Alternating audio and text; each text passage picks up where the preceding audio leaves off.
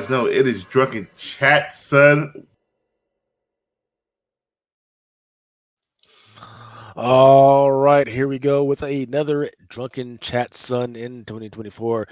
I am your host, Titlins Greens Cornbread for Drunken Chat Son on the Comic Crusaders Network. So if you haven't checked out Comic Crusaders, please check out comiccrusaders.com. I am with my co-host right now. This is your third, fourth. You can enjoy it right now. You're about to get a T-shirt in a little bit, right, Sir Yeah. Christopher, the greatest. How's it going, brother? What's happening, everybody? Yeah, man. You, So, you, shit, it's been a hell you, of a week. It's been a hell of a week. We had a lot of stuff happening. Just coming off of Free Comic Book Day. Just coming off of what was the Comic Con Uh, that we just came off of? C2E2. Yes, C2E2, and then we're getting ready for Richmond Comic Con. I believe is around the corner, and then the big, big one of them all. San Diego Comic Con is right around the corner. That should be in July. I always Hell yeah. they got some of the fellows in there freaking chatting about freaking plans, talk about Airbnbs.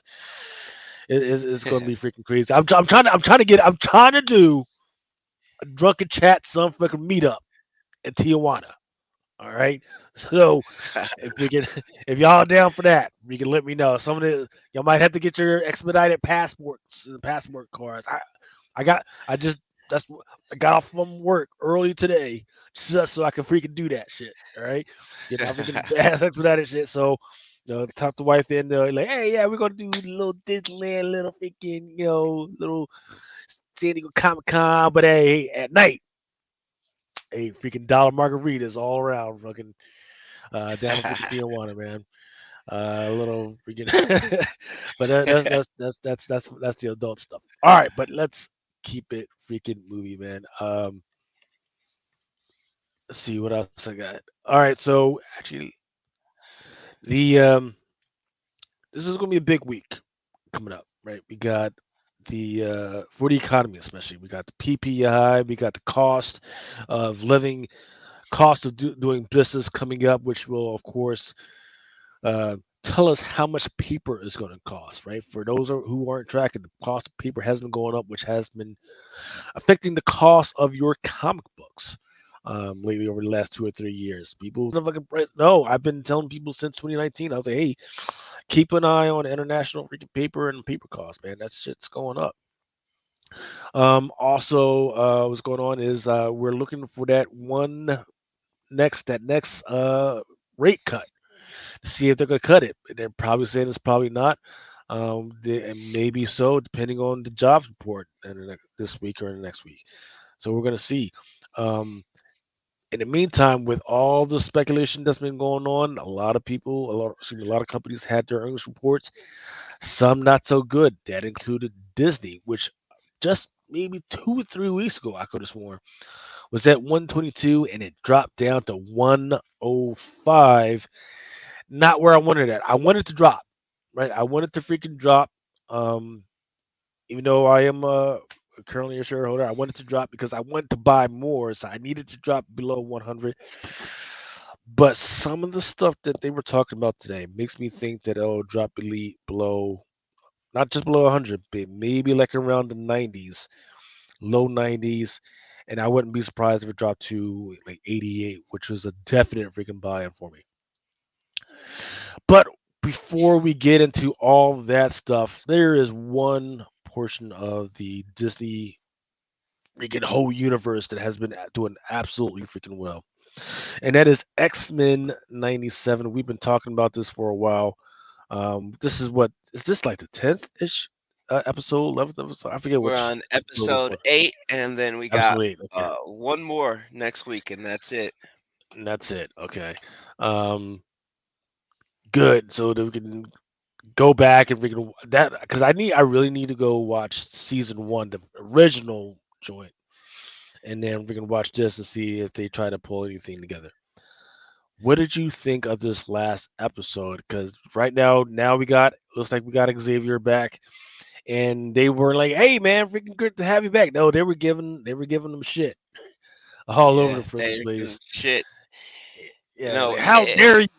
Like how dare you do that? And I was thinking, and so the problem with me watching it was, I was like, wait, you're giving me shit in my house. Like, I could have sworn we're in my house right now, and you're giving me shit. You've been living rent free, and my fucking not my little fucking RV, right? You've been in my mansion with several rooms that some of y'all was fucking in or having babies rent in. free.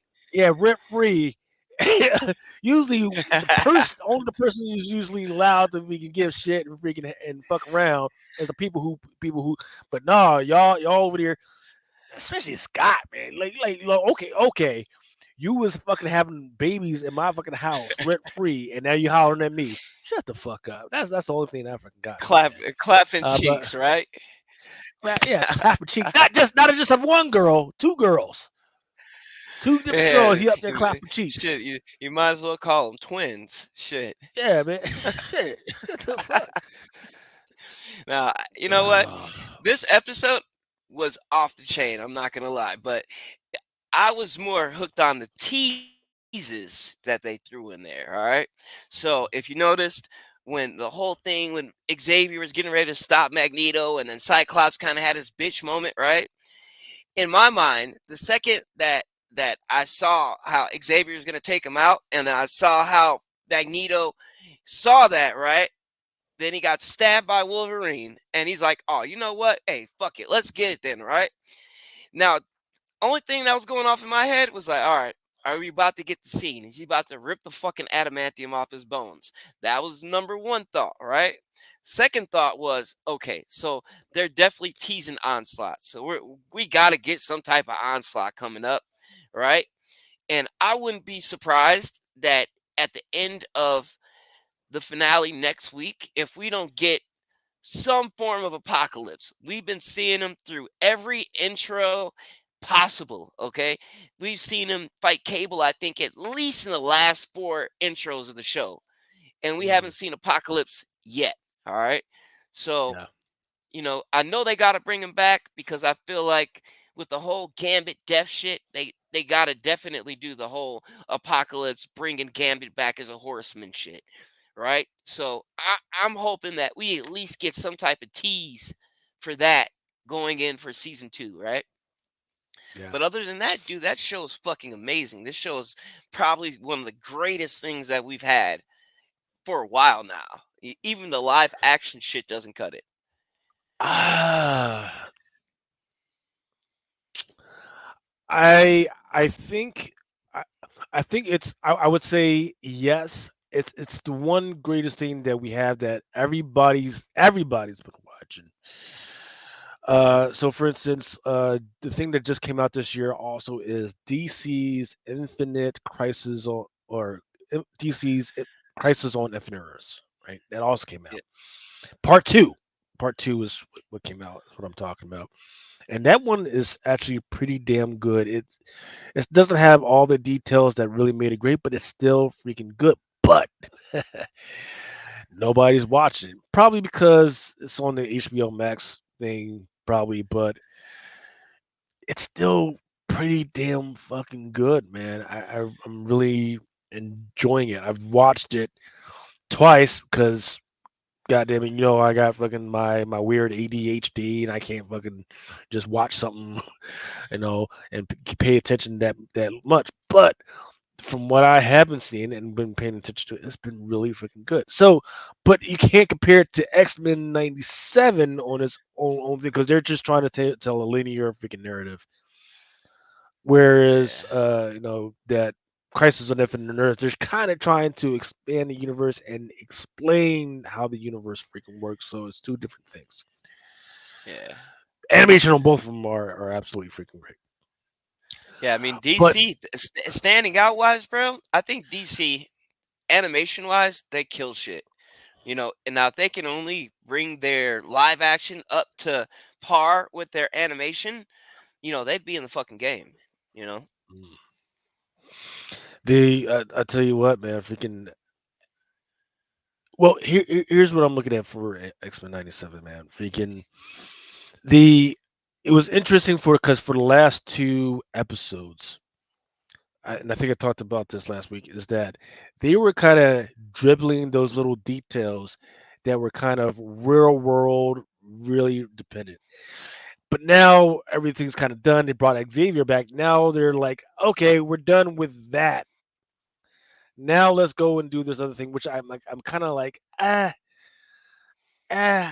get it. It was because it was still fun and it was still exciting and everything, but I kind of wish they hadn't jumped away from that heart and core of X Men freaking lore, like they did without. Because right now I don't really understand where they're going.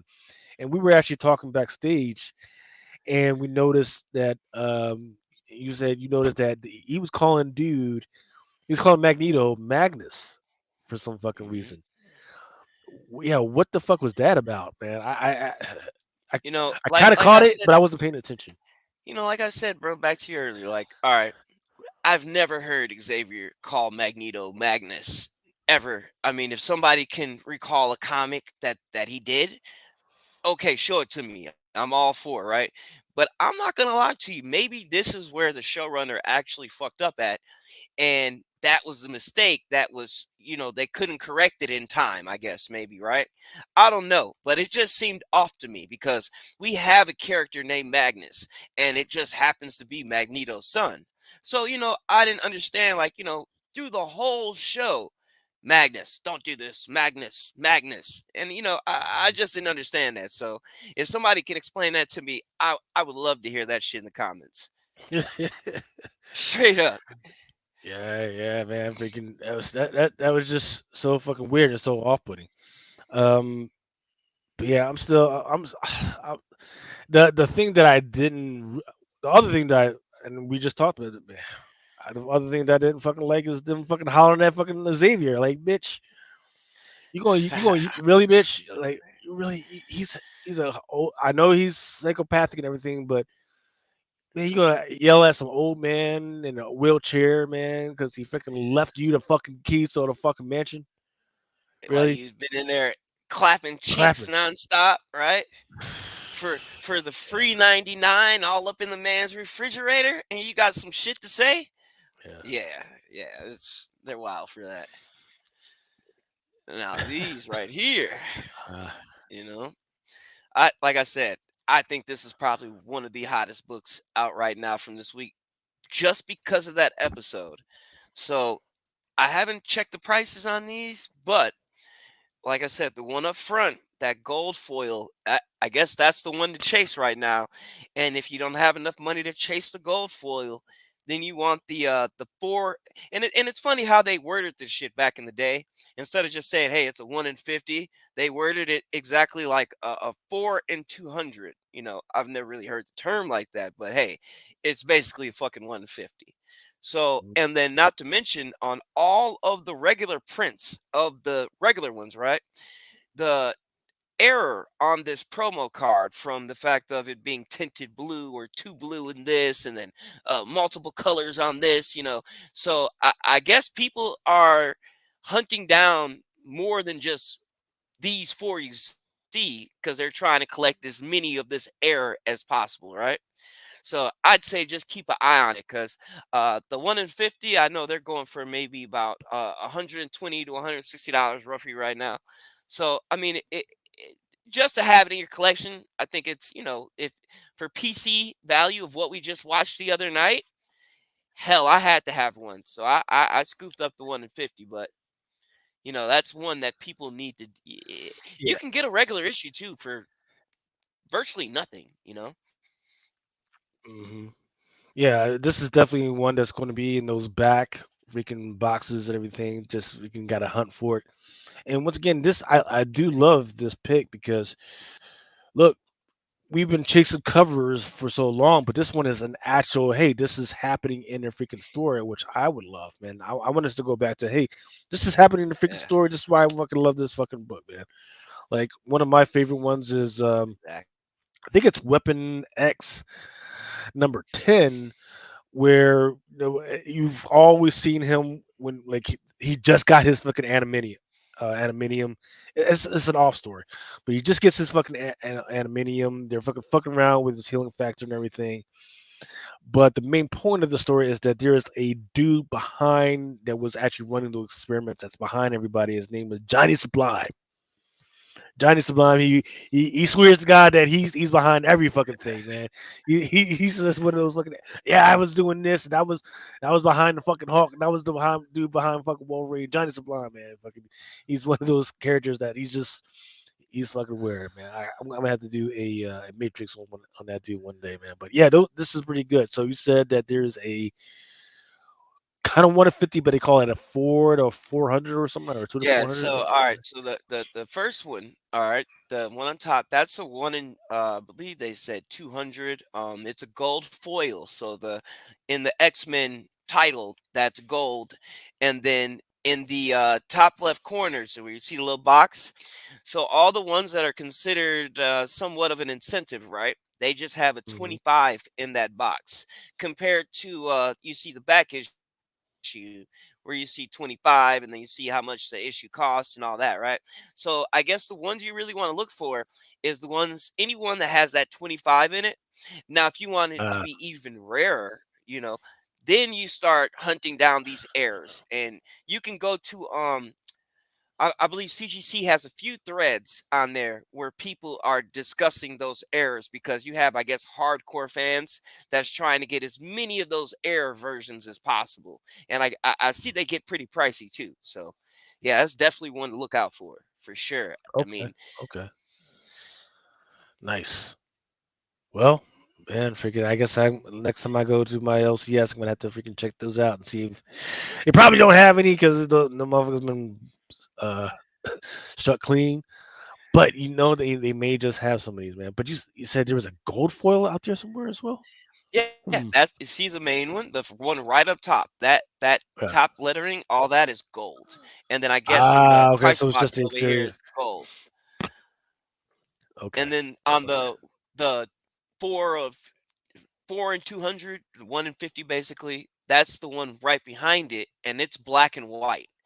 And one of the errors on the black and white one is the promo card is supposed to be darker. So I posted one on my Instagram. I just posted it, I think, on Wednesday, of the 1 in 50, and you can look at mine, and the card looks almost really dark, almost like a black like look to it.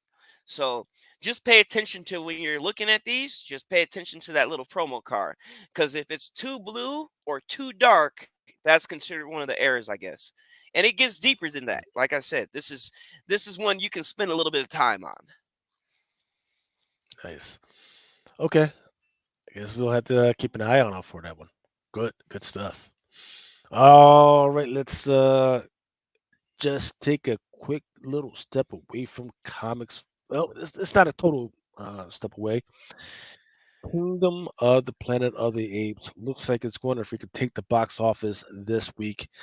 It's hovering around 52, 55, which would probably put it by the end of the month like around 200 mil if it can freaking keep this going. I went and saw it tonight, and I thought it was absolutely freaking fantastic. I did look. I've been up since 3 o'clock in the morning, and at no point did I feel go, "Oh man, I'm about to fall asleep."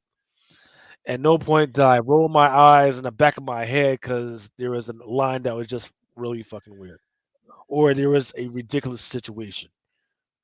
It was just tight, very great freaking edited. The only thing that was a little weird was there was a water fighting scene that was a little weird. It kind of reminded me of the problem with the first Venom movie where you couldn't tell this character from this character. But otherwise, man, freaking, it was really freaking good. This actress right here, you could tell that they were trying to protect her and her acting because for the first half of the freaking movie, she didn't freaking talk, right? So they did a really good job to this. Uh, hey, hey, we're all family, right, man? Y'all can freaking join in with the with the conversations back. Just as long as I don't cuss nobody out, man, or or say some weird off the wild, all wild shit. But yeah, shout out to Joe 4771, man. Um, yeah, the even the CGI for for the animals was freaking really great. There was only one where it was like an up close that they really did have to have an up close that it kind of got just a little bit freaking wonky and everything. And it was like, man, I didn't really need that. But otherwise, every single part was like, holy crap, man, this is freaking off the chain. Yeah, I heard Um, the CGI in this was real polished. I heard that it was a couple of little spots in it here and there, but they said that the overall film was beautifully polished. So I was going yeah, to check it out this weekend too. yeah. I mean, it stayed away from some of the problems with the other movies where you just had most of the movie just out in the freaking woods, man. It was just kind of disorientating. They stayed away from that. They just said, okay, hey, this is where you freaking live. This is what we got to freaking do. This is what's important. And then, boom, they took you out of that freaking scene, and then then they did put you in the freaking woods and say, hey, we're gonna put you in the freaking woods, but we're gonna give you some information while you're out there in the freaking woods, and then that information is going to take you to the third act, which was really freaking good, man. So they definitely freaking reorientated the whole freaking franchise. They now have a different place to freaking go for Planet of the Apes franchise. And this is what I've been wanting from a Disney movie. Don't forget that this is a Disney freaking movie. People forget. Um, is that now that I've seen the movie, now I want to go back to some of the comics because they just had a comic series over the last year or two, and I actually want to read what the heck was going on. Maybe there's some details in there that I can pull out. Before I jump on to that, second right now is gonna be Fall Guy. Maybe I'll see it depending on the wife. Challengers, sure. If you want to see Zendaya, ride the Amtrak train down to freaking Pound Town, yeah, go ahead and freaking see that. Tarek, that's a hard movie, so I might just wait for that to come on rental or whatever. And then Godzilla, King Kong, still hanging in there at number 5, man. That's freaking amazing because that came out like 2 months ago. That's freaking amazing. But did you know that the first comic for Planet of the Apes was a comic called Korea no Sai? It was not necessarily licensed, but it was the first film adaptation of the Planet of the freaking Apes. I have not yet had a chance to freaking check out the pricing yet, but it's out there.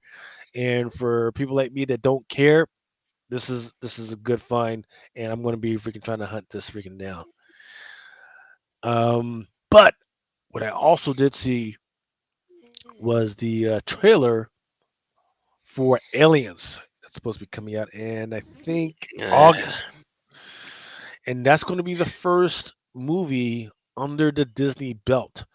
So that should be interesting. We're going to see because Disney has says, yeah, we're going to pull back on some of these movies we promised, and we're going to make sure that the quality is getting a little bit better.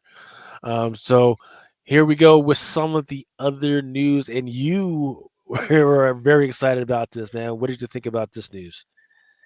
Dude, I'm excited because his voice is killer. You know what I mean? And the majority of his roles, he does very well in strictly voice acting. All right.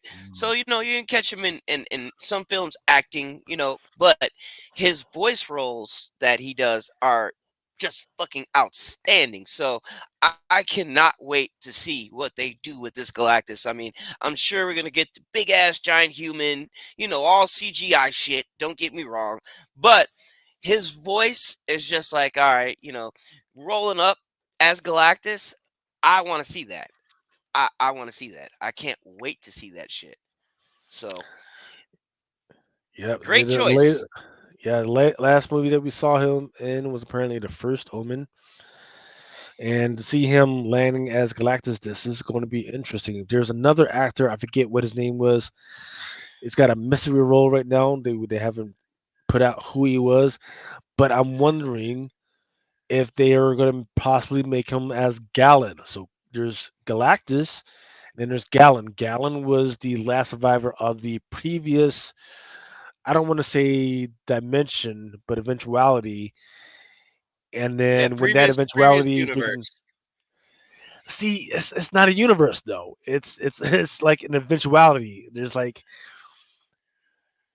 there's dimensions and then there's universes, but there's eventuality. And when that eventuality freaking closes up and freaking dies off, then a new dimension is freaking born out of that with a whole bunch of freaking universes. And Galactus is the last survivor of that past eventuality. So I think we're at number 13 for Marvel right now because they just did a Defenders series about maybe about a year ago, Yeah, talking about Defenders how that freaking, Beyond. yeah, and where his mom was a defender, where Galactus's mom was a defender. Yeah, the Um, Gaia. It had her first appearance. I think it was her first appearance, right? As well, Gaia. guy, Yeah. well, no, Gaia's been around. If you're talking about his mother, that's not her first appearance, but it was her. It was Gallon's mother's first appearance. Yes, Gaia. She's been around for Yeah, not freaking Gaia. forever. I meant Galactus's mom. That Yeah. it was supposed to be like her first appearance in that run. I think it was like in issue 4 or something like that in the Hmm. Defenders Beyond run. But I, Yeah. I, you know, that's great to know because originally I thought that the whole thing with Galactus, I didn't know that it was like a dimensional thing like that. I thought it was just like, okay, one universe or multiverse collapsed, and then he was the last surviving entity of that collapsed multiverse or whatever, right? And then he went on. So to know that it was kind of a notch up dimensional, and I do remember in Defenders Beyond they kind of did hint on that because the thing in that run that blew me the most is like, okay, we finally got after all these years, okay, after Secret Wars from 1984, after Secret Wars in 2015 from Hickman, we finally got an explanation, right, on the Beyonder, all right, a more, I'd say, detailed explanation on why he did the whole 1984 run thing where, he picked all the heroes and the villains and all that. They kind of gave an explanation of that, of him being a kid as of his race, right? So then they introduced like three other Beyonders in that run alongside of him, and then they gave a little bit more in depth about the actual Beyonders.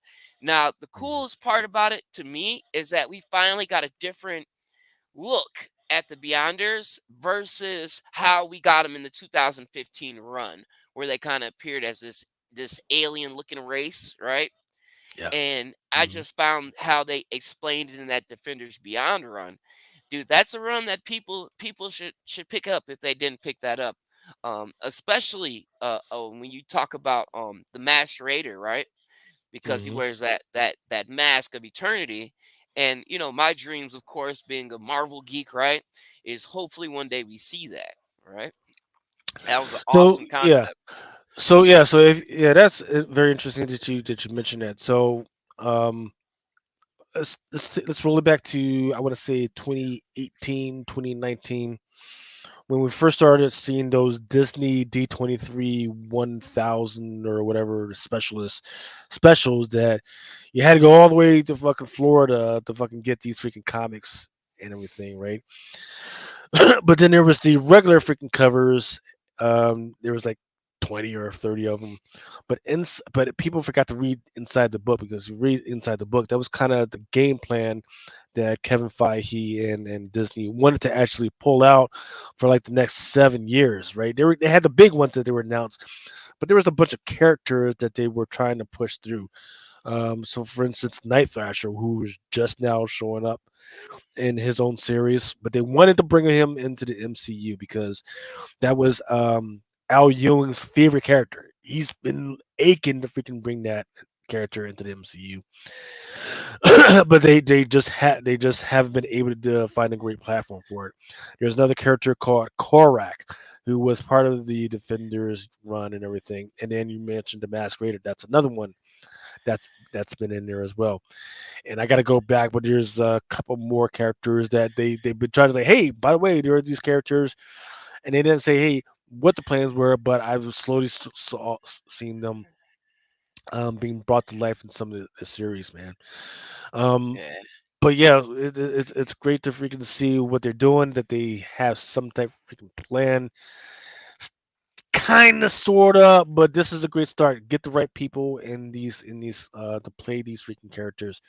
So right now we got this guy, Ralph Ineson. We got Pedro Pascal as Mr. Reed. We've got Vanessa Kirby, who's going to be a gorgeous woman who's going to play Sue Storm. Joseph Quinn, who's going to be Human Torch. Iban Mas Backark as Ben Grimm. But then they also cast Julia Garner, who's supposed to be the female Silver Surfer, and Paul Walter Hauser. That's the guy that I was trying to remember his name. We still don't know who what role he's going to play. But looking visually at him, I'm like, that dude could play freaking Gallon, who is Galactus before he freaking played Galactus. So that might be interesting if that's what they want to try and do with him, or they're going to try to do Oh, some other I, crazy I, shit. I got you. I got your answer for that because Paul Walter Hauser is, I believe, if I'm not mistaken, a comedian, right? So the Mm, idea of who he was playing was going to be Herbie. Remember, we still got the fifth member of the Fantastic Four.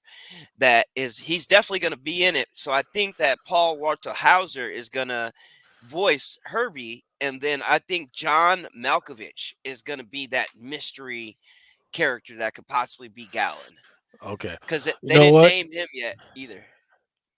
Yeah, it must be no, it must be the other guy because I'm looking at a picture of Paul Walter Hauser. That is not the guy that I was thinking at all. This is You're thinking of John Malkovich, yes, John Malkovich. That could be the guy. and he always Um, plays like those sinister ass characters. So it's no telling. mm, He's just a perfect villain to me. I mean, like if you think about it, besides movies like Red, right, where he kind of played a comedic version, right? Most of his films, he's kind of a villain, to me. Like he's just a perfect villain to me. Everything he's been in that he's been like a asshole or some type of evil guy or whatever the case is, he blows that shit out the water. All right, so I'm hoping. Um, did they mention who's going to play Terax the Tamer yet? Because we do know he's going to be in it as well. no, we don't. No, we don't. Yeah, and they also said Doom is going to be in it, and the people up for that role, I know one of the biggest names was Killian Murphy, and I can't think of that other guy's name, but there's like two people really gunning for that. And then they Mm. threw Ben Affleck's name in the mix because Ben Affleck apparently just met up with Marvel. All right. So I don't know if I want to see him in any MCU shit because then they got to bring Jennifer J Lo along, and I don't know, man. well, I'll take Ben Affleck back if we get a call back, just like they're bringing Jennifer Gardner back for Deadpool 3, right? I wouldn't mind seeing him, as Daredevil for about 5 minutes. Ain't nothing wrong with that. But character wise, Well, going forward, eh, I don't know who he could well, be. yeah. So all these characters that we know are definitely in Deadpool, Wolverine, whatever. Here's the question though: are they going to kill all these characters off inside the movie within the first 10 minutes though? Because You that's know what they that did with the that first movie. yeah, they did They when they said, did "Hey, Multiverse of Madness. they said, hey, there's all these freaking characters. There's all these freaking great freaking actors. Hey, by the way, you're dead." And that was the end of it. Yeah, We didn't even get to see Brad Pitt unless you slowed it down like frame by frame and shit. You know what I mean? yeah. So that out, bro. If they did that for Taylor Swift, I'm gonna laugh my ass off. That is gonna be the greatest fucking thing ever. There's a hope. I mean, I feel sorry. I would feel sorry for people that lost a lot of value on that. But if they killed off, they put her in there and then they killed her off because she's not gonna stick around for a whole fucking movie. But if they put her in there and they freaking killed her off, man, that would be so fucking amazing. It Um, it would. I only envision her like this though, bro. I felt like, okay, if we see her in the film, I felt like we're just gonna see her either, I want to say, passing through. Maybe she'll be on stage, possibly singing as Dazzler, and then we come to her, get a little help from her, and then that'd be the end of it. You know what I mean? And that universe dies, so she does die. But I just, with her whole promotion campaign and shit going on right now, she just dropped that album. She teased the dazzling at the end of the song and all that shit. She's too much money to just kill off right away. You're gonna have the Swifties burning Marvel Studios down, bro. You know what I mean?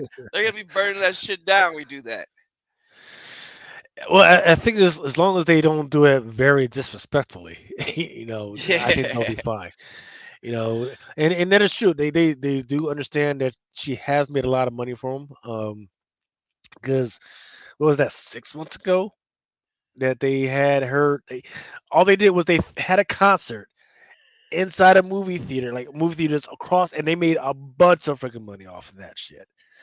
Yeah. So yeah, they know her star power. They know how much money they can make off of her. Um, there's no doubt about that. But what are they going to do with it? Because they're not going to try and play it and then like try and bring her back for another fucking movie, or see, or I just don't know. Or are they going to bring her in the beginning of the movie to kill her off, or wait till like the rest of the fucking movie and then fucking kill her off? But they can't freaking. They're not gonna let her freaking stay around. Fuck that. Um, I was thinking it's gonna go like this, like no bullshit. I think that if they do anything, I think they may pay off the Dazzler shit, give you a little fan service, right? And I think it'll just be in one of the universes that Deadpool passes through as he's doing all this shit. And that we might see her for like a minute or two. Who knows? She might be at that. Remember in the trailer where we see Patch? All right, we see behind, the back of Patch, right?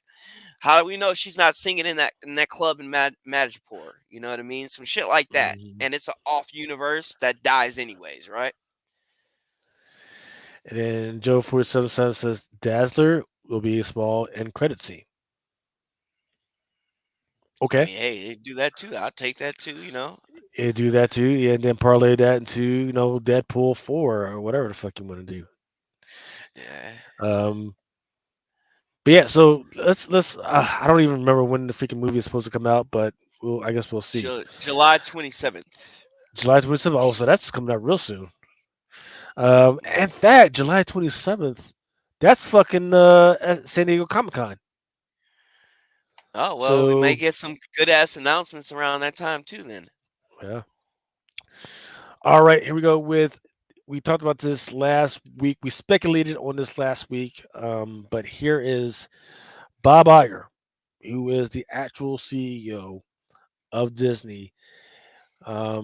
He's been he, he didn't actually like say it, but he kind of drew out the schedule, and people are noticing, hey, this is what it looks like. So it says Marvel shows will get to two series a year from four. He called the output a vestige of basically a desire to pass to increase volume, and stem from a desire to pass to increase volume. We are slowly going to decrease the volume and focus more on quality that he feels is going to be great. He said Disney's more broadly is going to balance sequels with originals, but defend the latter. There's a lot of value in sequels since the properties are known and require less effort in terms of marketing. Um, so right now we're swinging back to a bit to lean on sequels. He said noting Inside Out 2, Toy Story 5. Um, in terms of Marvel specifically, they're talking about Thunderbolts. They talked about Deadpool and Wolverine this summer, and new installments coming up of Captain America and the Avengers. And all I know is that, yeah, sure, fine. But what they shouldn't be fucking doing, and once again, I saw the trailer for this, was Mustafa, which would be a prequel to fucking Lion King. Nobody asked for that shit. Nobody, well, maybe, I don't know. Maybe people asked for that, but I didn't ask for that shit. I didn't fucking. Yeah. What the Hey, fuck? none of us asked for that shit. I Yeah, mean, and it's not like it's not like it's the fucking cartoon. right? It's the live action of that shit. So I don't know, man. He was asked eventually about the 20th Century Fox content, which Disney owns. It says, "Hey, we'll continue to look at the library to see what can be mined," noting Alien Romulus, Avatar 3, which is coming soon, and then of course the Planet of the Apes, where there might be more opportunity pending the success of the latest film to do more. So I was talking briefly about it earlier, and look, the movie was great. Here's what I'm worried about. At 5:40, I think, no, 5:20, which is when I went to see it at the AMC on the Big D, right? Um, it was my family of four. There was three people in front of me, and like some rows in front of us, and then there was another two people behind me, and that was it. That was fucking it. There was nobody else in that fucking theater on a Friday night. As we were leaving the theater, there was nobody else in that fucking theater trying to fucking come in because right as we were coming out, there was going to be another showing at 8:20. Um, so there should have been a whole bunch of people fucking coming in, get ready to fucking see the. There was like nobody. It was fucking ghost town Magoo in that motherfucker, man. So I think that for all the success that I had Wednesday and Thursday night, it's not going to have the same. It may not have the same numbers Friday night. Um, but Saturday, I think that's where we're really going to want to see it. Um, and got to remember, this is a Mother's Day weekend, right? So they should have had more movies that are a little bit more family oriented. Like this is probably when they should have had what's the name of those fucking things? Those little minions, right? Something for the Yeah. mothers to take their little kids to. That should have been the big fucking movie this week that they should have put out, not Planet of the Apes. Because look, I mean, even though my family freaking loved it, if we had younger kids, we weren't going to be able to take them to see that because seriously, they were cussing all over the freaking place. Yeah. You're not gonna be able to take your kids to see all that shit. So um, that is what it is. So I don't know, man. Freaking, what about you, man? Are you planning to see that at all, or we can go I'm see something else? actually taking my grandmother and aunt to see it on Sunday. So, Nice.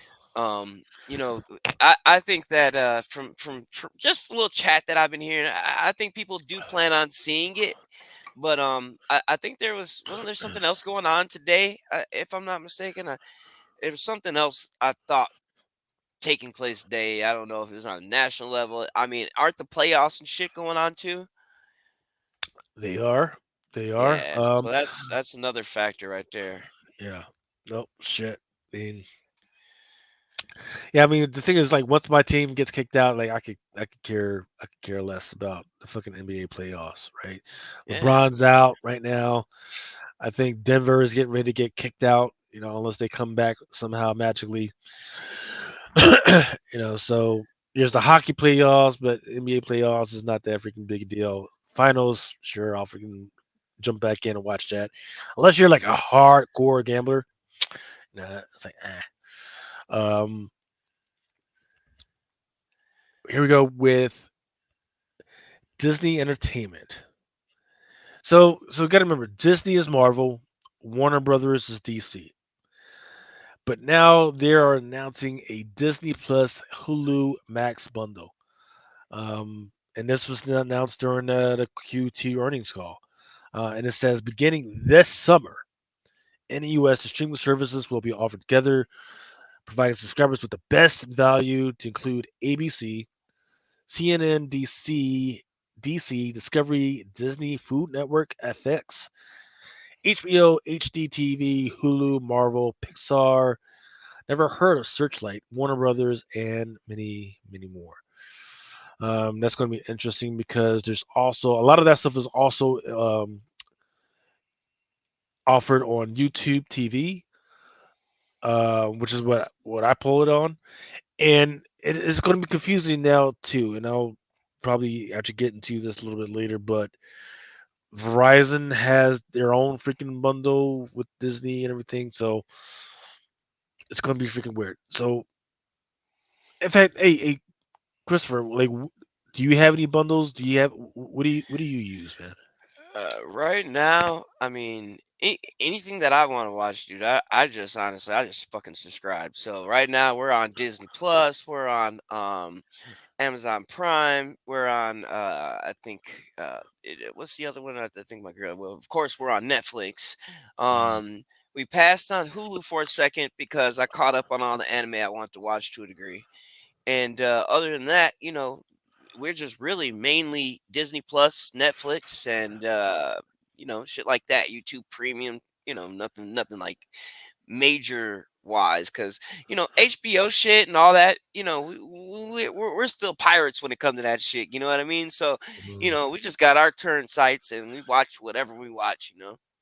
Yeah.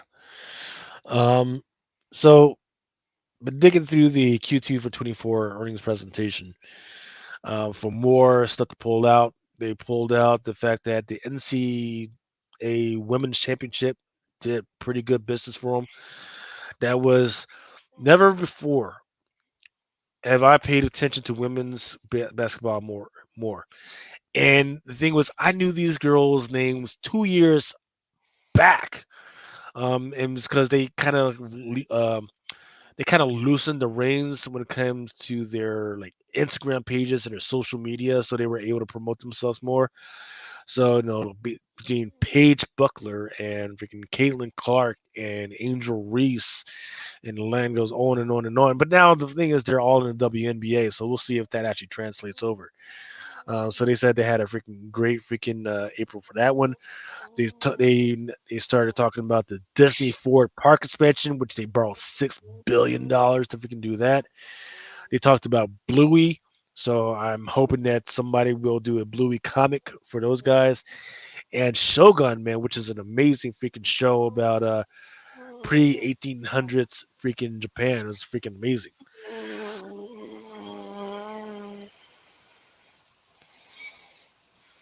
Let's see, and then on the path sustained streaming profitability and growth, they talked about Disney Plus added 22.5 million subscribers. Then they said Hulu did the same. Star, they talked about Star Plus, which is their version in Latin America, and then they said the ESPN eventually is going to be shown on Disney Plus. So if you go to Disney Plus, you'll be able to see ESPN there. Hey, what's going on, D Solo? And then what? Where is it?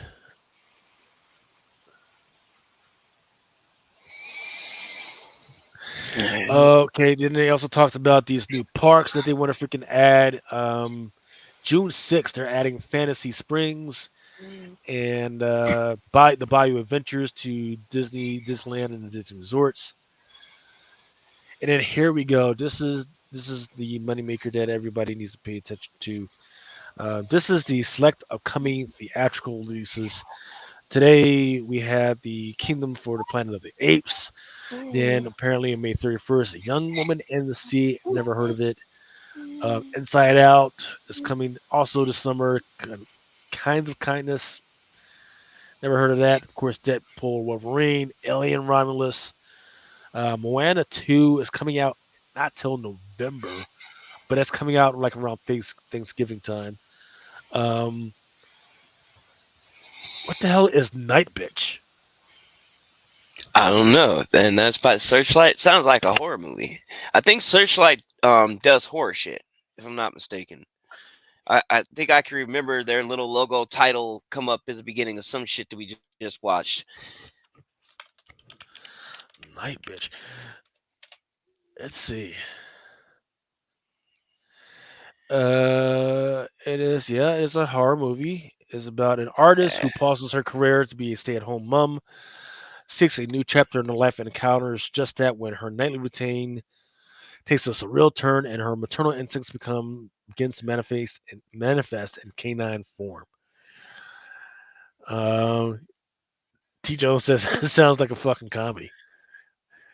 There's a Mufasa Lion King comes out in December 20th, and that's a real action joint. Captain America: Brave New World an untitled Disney movie right now. Then that Snow White that people complained about for so long is finally coming out. Amateur Thunderbolts is going to be in May of 2025. Then another Disney movie, Elio, never heard of that. And then the Fantastic Four that we just talked about, that is slated for July 25th of 2025. So that's actually pretty quick because they're just now getting the freaking cast together. And they're hoping to get that out by July 25th. I don't know about that, man. Yeah, it might get But we'll see. pushed. Yeah, Yeah, that'll because because you're talking about just a little over a year. yeah, I honestly thought that it wasn't supposed to come out until I thought it got pushed all the way to the beginning of 2026 because of all the delays and shit like that. So I don't know. Yeah. We'll see. Yeah, another. Speaking of delays, fucking Sony, man. What are they over there fucking doing? Now, Craven was supposed to come out last fucking year, okay? Now, if you guys don't put this fucking movie out by December, I'm done. You lost me, all right? I'll have to catch that shit on one of my sites. Because, dude, we're going through what, 4 different fucking dates now? Like, will you guys please just put the fucking movie out? I mean, really? Seriously, dude, it's been done all this time. Yeah, I think they're a little shell shocked because of what we had. We had Venom, which was okay, but didn't give them the returns they want. Then you had Morbius, which was just absolutely freaking terrible all around. Um, it wa- That they what- elected to put back into theaters twice. yeah, then you've got what was the name of the Madam Web, which was Yeah. I see their vision, I see their vision, but execution was like they need to tighten it up, right? Because first of all, if the name of the movie is Madam Web, you don't have her all of a sudden just pull out of the situation to go to fucking Brazil for a fucking week to go do some other shit. To find an explanation that you're gonna just put in the fucking first half. So, but yeah, Yeah. people are not feeling that right now. Even my little 8-year-old kid was like, I don't understand all the superheroes and they don't have costumes on and they don't really do anything. Like, yeah, that's where we're You at. know So what? Bro, I think this is what really messed that up. All right. I think that they built that movie around to all the Easter eggs and references that they were going to make involving Spider Man. So when they pulled out that shit, I think that a lot of it was so, out of whack after that, that what they had left to run with was just shit. And they did it anyways. Now, I'm more curious to see how they handle Venom Last Dance, right? That was supposed to mhm. come out at the end of the year too. I haven't seen any promotion for it other than what they revealed the title. I think that way back when they were filming, we got like the scene where he got out of the taxi and that was it. Haven't seen shit else about it since, and it was supposed to be released this fall. So yeah, they need to get their shit together over there. All right. Seriously, I'm getting to the point where we may have to just ban Sony Yeah. altogether and get these rights back. Well, so they are having difficulties. I know because what they actually try to do is they try to subcontract it out to these other companies. Um, and what they did was they subcontracted some out to some other companies, somewhere like Korean, and instead of it like these guys like keeping it hush hush and keeping it in secured folders, they just left it in unsecured folders so people were like actually able to hack the shit. So the shit's just like out there now, right now on the internet. Like so, if you want to see like Sony's like full list of shit, it's out there. I'm telling you, that's where the fucking got. It's like out there. Even shit that they haven't like really drawn up yet or freaking photo or like put to film. The script and all that shit is out there. Some dude was like, "Oh, let me go ahead and freaking check Sony security," and then the shit. He was like, "Oh shit, it's just out there," because they put it into a South Korean freaking these South Korean companies, and they didn't put in secure folders, and they're just boom, they're just fucking there. So, it's just weird because I want to say 7, 8 years ago, the same issue was happening, and they didn't fucking close the loop on it. They just said, fuck it. So I don't know. Yeah, because they've been having us wait for some of these films for just ridiculous amounts of time, without any type of updates, no trailers, no casting news, nothing. Yeah, And this is what I don't want people to forget though. I know we bag on Sony a lot. We bag on Sony here. We bag on Sony in our regular lives. All right. Let's not fucking forget they did make the fucking Tobey Maguire trilogy, and they did make the two Andrew Garfield movies, which I fucking loved, and they did make the Spider Miles Verse. Morales animated movies. So let's Yep. not forget and sit there and act like Sony can't make a good film. I think it's with the pressure that they're under and the type of shit they want to do. They want to be just like Marvel to me. And it's like they're looking up at Marvel like their big brother and they want to be just like Marvel, but it's just they're not executing how we would like them to. You know what I mean? So let's Yeah, not yeah, yeah. forget and just throw Sony out the window like they just can't make a good film to save their life. Because I know everybody's asses were in those seats to watch Toby. Everybody's asses were in those seats to watch Andrew. And everybody's asses were in those seats to watch Miles Morales. Right? So and I'm not even gonna lie, dude. When I saw the first little pictures that we got of Rhino in Craven, I was like, okay, let's fucking go. We got an accurate Rhino for. I was ready. I was all for it, but they don't put that shit out soon, man. It's a wrap. Yeah. What uh, what's gonna stick in my mind right now is gonna hold my tongue for a little bit is the fact that Sony right now is trying to buy Paramount. Right. So Paramount, they got like SpongeBob, they've got Teenage Mutant Ninja fucking Turtles, Star Trek, and the fucking list goes on and on and on and on. So I'm waiting with bated breath on that. Um, and it's going to be interesting because Sony wants to do a lot more stuff, but they can't because Sony is not actually a U.S. company; it's actually a Japanese company. So they buy some on Paramount. Now they've got some um, board members that can bring that they can be brought on and do all this another nice weird shit. So the last we heard was maybe a couple weeks ago. So hopefully we'll get an answer back by this week or the end of this coming week. All right. We're still staying on the same subject, but we're not talking about movies. We're talking about the TV series, the Hulu, Disney Plus Hulu releases. So, for instance, people forget Doctor Fucking Who, which is one of the longest running series like ever. Like, just been running since JFK got assassinated. And I am not bullshitting. They I know. they delayed it That's for a why day. it's funny. Yeah, they delayed that. They delayed that shit for a day because JFK got God rest his soul fucking got assassinated. He- and it's still going, right? And you know what, man? Freaking, I didn't like the how they did the female Doctor Who. They kind of did her dirty because they didn't really give her a good script until they ever ready to kill her off. But this guy that they got in there, they're leaning into his LGBTQ nature, and it's not bad at all. It's actually pretty good. They have a direction to go with it. I don't know how they're going to do it. Are they going to do it when they because he has Doctor Who has a wife, so that's going to be interesting if they ever bring her back. To do that thing. That's going to be interesting. Um, I know, Christopher. I know you love the Kardashians. I know that's your fucking favorite show, man. One of your favorite shows, man. That's Dude, I'm um, just addicted to the ass cheeks, and I can't help yeah, myself because I'm a fan of big ass. You dig?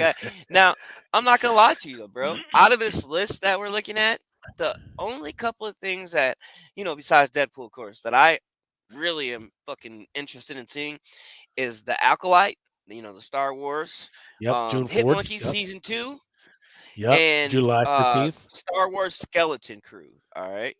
So I'm really fucking excited to see those. Yep. So Futurama, I forgot that I forgot that is a fucking Disney Plus. That is a that is just one of those that the fans are rabid when they do remember to fucking watch it. I have forgotten to watch the shit.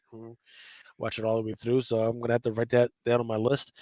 But what's even more interesting are ones that they did list, but the release dates have not been announced, right? Because they decided to pull some stuff out. So, and once again, these are TVs. Some of these are TV series, right?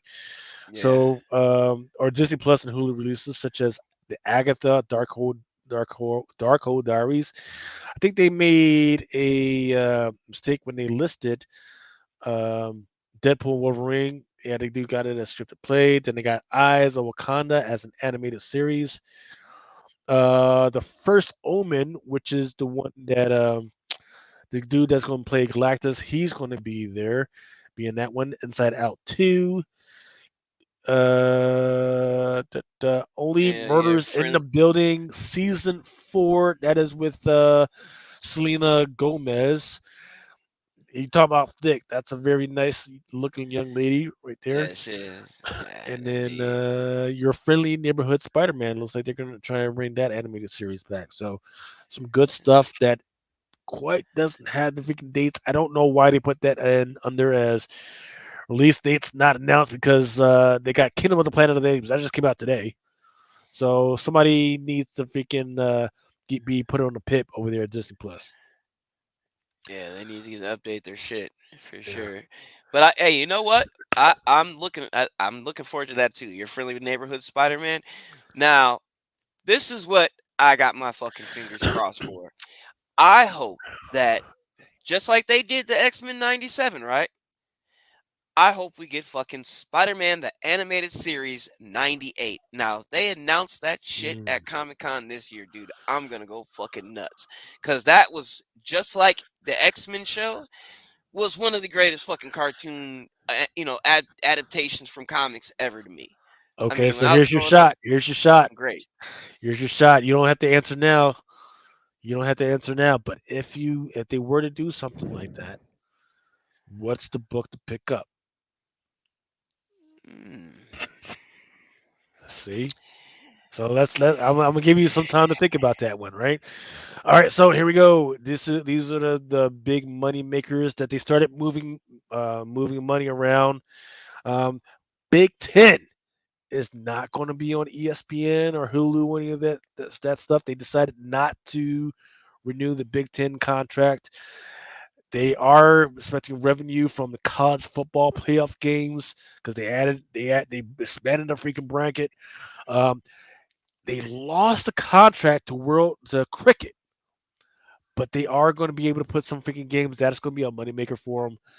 Um, in fourth quarter of 2024, I forget when that should be October or something like that. So October, September, August, September, October, maybe something like that, or maybe it goes longer than that. That's when the new SEC deal. The SEC is the big money maker, and they decided they didn't need the Pac-12. That people didn't want to watch the Pac-12, which fine, that's fine. I think I already went over some of these. These are some of the attractions and everything that they got lined up. And then they talked about this. And I'm gonna okay. So there's a lot of text here, and I get it, but here's the bottom line of why I think it's definitely going to drop down to $100, possibly even less than 90. During the earnings call, he was, Bob Iger, the CEO, was like, "Hey man, freaking, we got a lot more subscribers. We're doing really freaking great." And this is where we got the numbers. And I think people's kind of eyes like glazed over because this piece wasn't even really a big part of what he was talking about. He's like, "Oh yeah, if you need the information when they go to the supplemental freaking um, package, right? You got to go to the website and download this shit." Each time they have a subscriber, there's different categories they come in, right? So there's bundles. A lot of people know about the bundles. So if you get some bundles, if you get Disney Plus, that's you get if you get a Disney Plus bundle, you get Disney Plus, ESPN Plus, and Hulu. Well, for the subscriber numbers, it's not one person for that one bundle. Each particular piece of that is one. one subscriber. So Disney Plus is so you get that Disney Plus, you get Disney Plus as one person, then the Hulu. So if you have a Disney bundle, you can count as three people. Okay. Here's the other part. They didn't even say they said paid. Those are counting as paid subscribers. But for instance, like me, I count in this is like so. For instance, I cut off my Disney bundle because I was I got this great freaking deal with Verizon. So during that quarter, that's three, right? Because I had those three people, those three different ones, right? And then I picked it up through Verizon because Verizon actually has a great freaking deal, whereas you get you that unlimited plan, and then uh, you get the bundle for free. So there's three old ones plus three new ones. So I count as six subscribers under those fucking numbers. Yeah, And that's where and because Warner Brothers was actually doing the same shit a year ago, and then the judges say, "Oh yeah, you guys can go ahead and do it. That's totally fair." Now the subscribers are picking up on that shit, and it's like, "Yeah, we're good." Nah, fuck that, and that shit fucking dropped down 20% over the past week. So, uh, Disney's kind of fucking up. They shouldn't have freaking leaned so heavy on that, and the numbers are just fucked. Um, Especially when they said, "Oh yeah, by the way, we're going to use this new platform for the numbers to decide where we're going to put money into our new content." Like there's only really two things I watch which is like superhero shit and fucking and sports. That's all I fucking watch really. So don't be going off of what I'm fucking like watching. I don't know.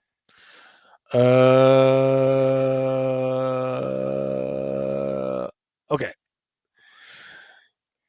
Let's go back into some of the freaking comics, and then we're going to take a little break once we get to some of the new release or FLC stuff. You were tracking the X-Men 25, the Goat Foil, and everything. Some of the numbers, because this is what's coming available pretty soon, is the big Marvel stuff. The Scotty Young, big Marvel stuff, exploding out the freaking gate. Numbers are in the freaking hundreds over the past week. Also, that Spider-Man the Shadow of the Green Goblin #2, and that Energon Universe 2024, that special #1, especially that Warren Johnson. Yeah, that's doing pretty well. And what's surprising to me right now is still that Ultimate Spider-Man #1, that Chichetto, the sixth print is coming out pretty soon. That's coming out in June 12th. That one still has freaking pretty good numbers. And that fifth print, once it came out, man, it freaking sold out. So I guess as long as Marvel is still printing these motherfuckers out, people are going to freaking keep buying them. yeah, and you know what? Let me comment on that Ultimate Spider-Man 6 print now. Now, Mhm. Marco Cicchetto does releases as well on I think Panini comics, whatever his website he uses. Right now, I didn't know that some of his books that he's been putting up lately, because he put up this really nice ass acetate cover. Me and a buddy of mine were trying to scoop up, and when we were up sitting there. I was up there about an hour prior to 9 o'clock, and we never got a chance. So Mm. to finally be able to get this Ben Riley on this fucking cover is fucking outstanding to me, and it makes me want 10. And I would definitely tell anybody watching this right now, pick that up, because the ones that they had, they showed two covers. One was this Ben Riley, the other one is Superior Spider-Man. So I'm wondering, since the sixth print is going to do so fucking well, we already know that. I know everybody that I know is probably ordering that cover. All right. Now, when we get to the Seventh seventh print. print, are we going to get that Superior Spider-Man cover? Because that's what my fingers are crossed for. Because those acetates that he dropped, I mean, were fucking immaculate. So Mm. I really hope that I didn't know if it was a strictly release over there. I think what is he in Paris? I think he is, or he's in Italy. I think it's Italy, and I didn't know if it was strictly for Italy, but I know that I tried on both of those acetate covers. Didn't get a fucking chance in hell. I mean, Mm. I didn't even see them live.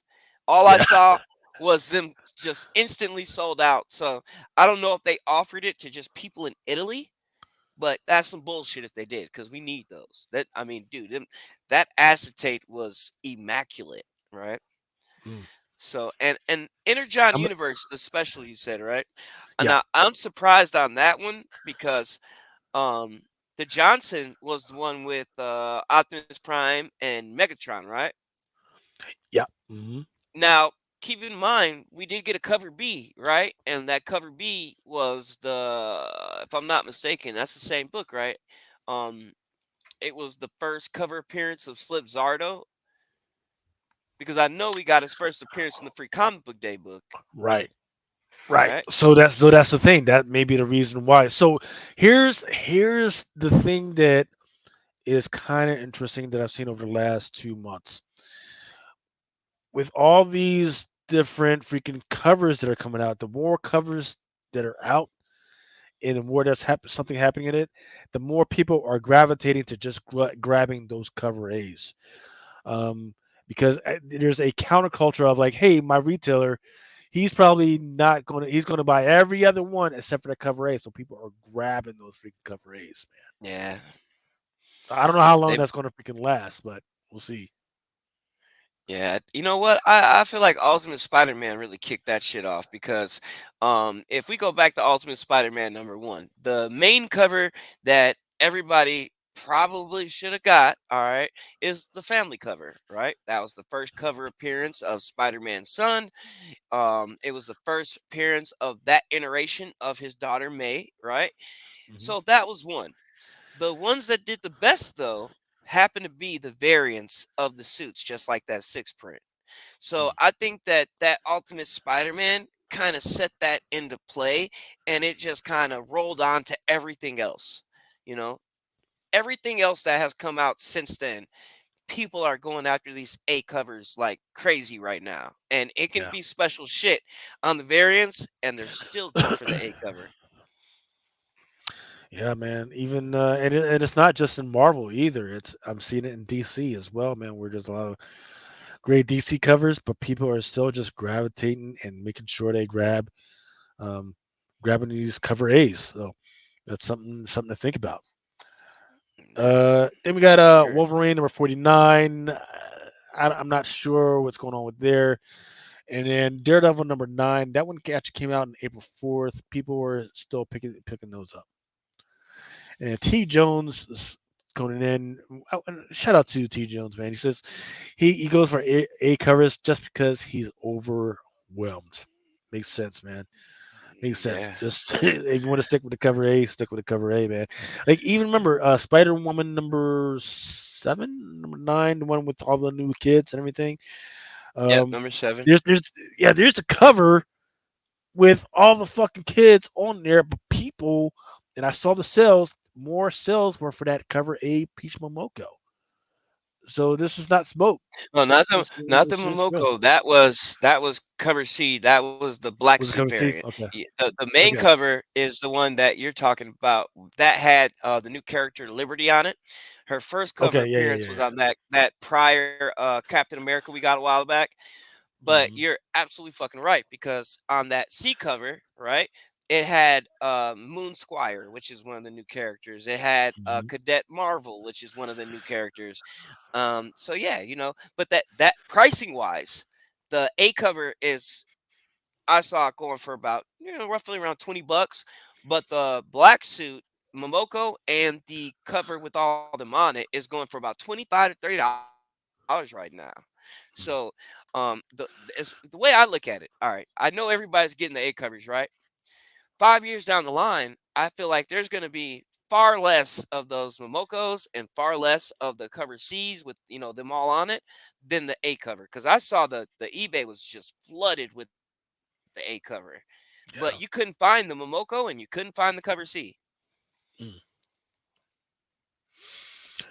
It is what it is, man. Freaking ebbs and flows, man. You just never know what the new thing that people are going to love is going to be next, man.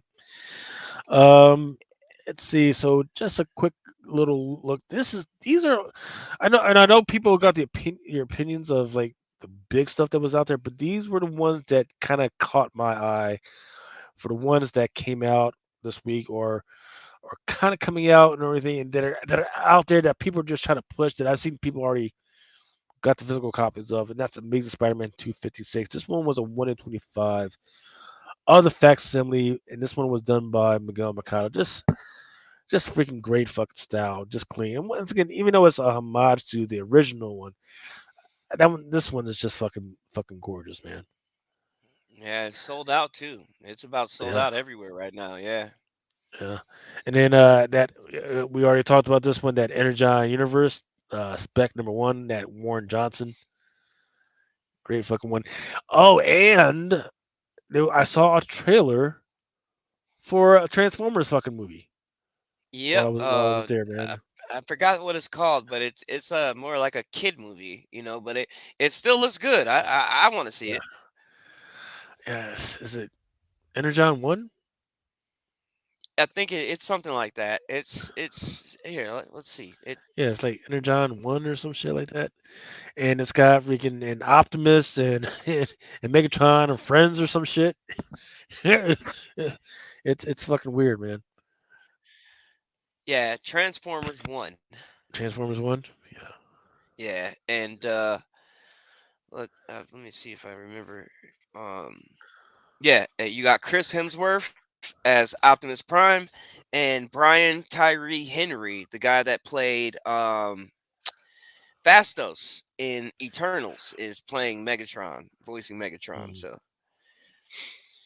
but another book you mentioned earlier, Lucas, I want to make people aware of is that last Daredevil. All right,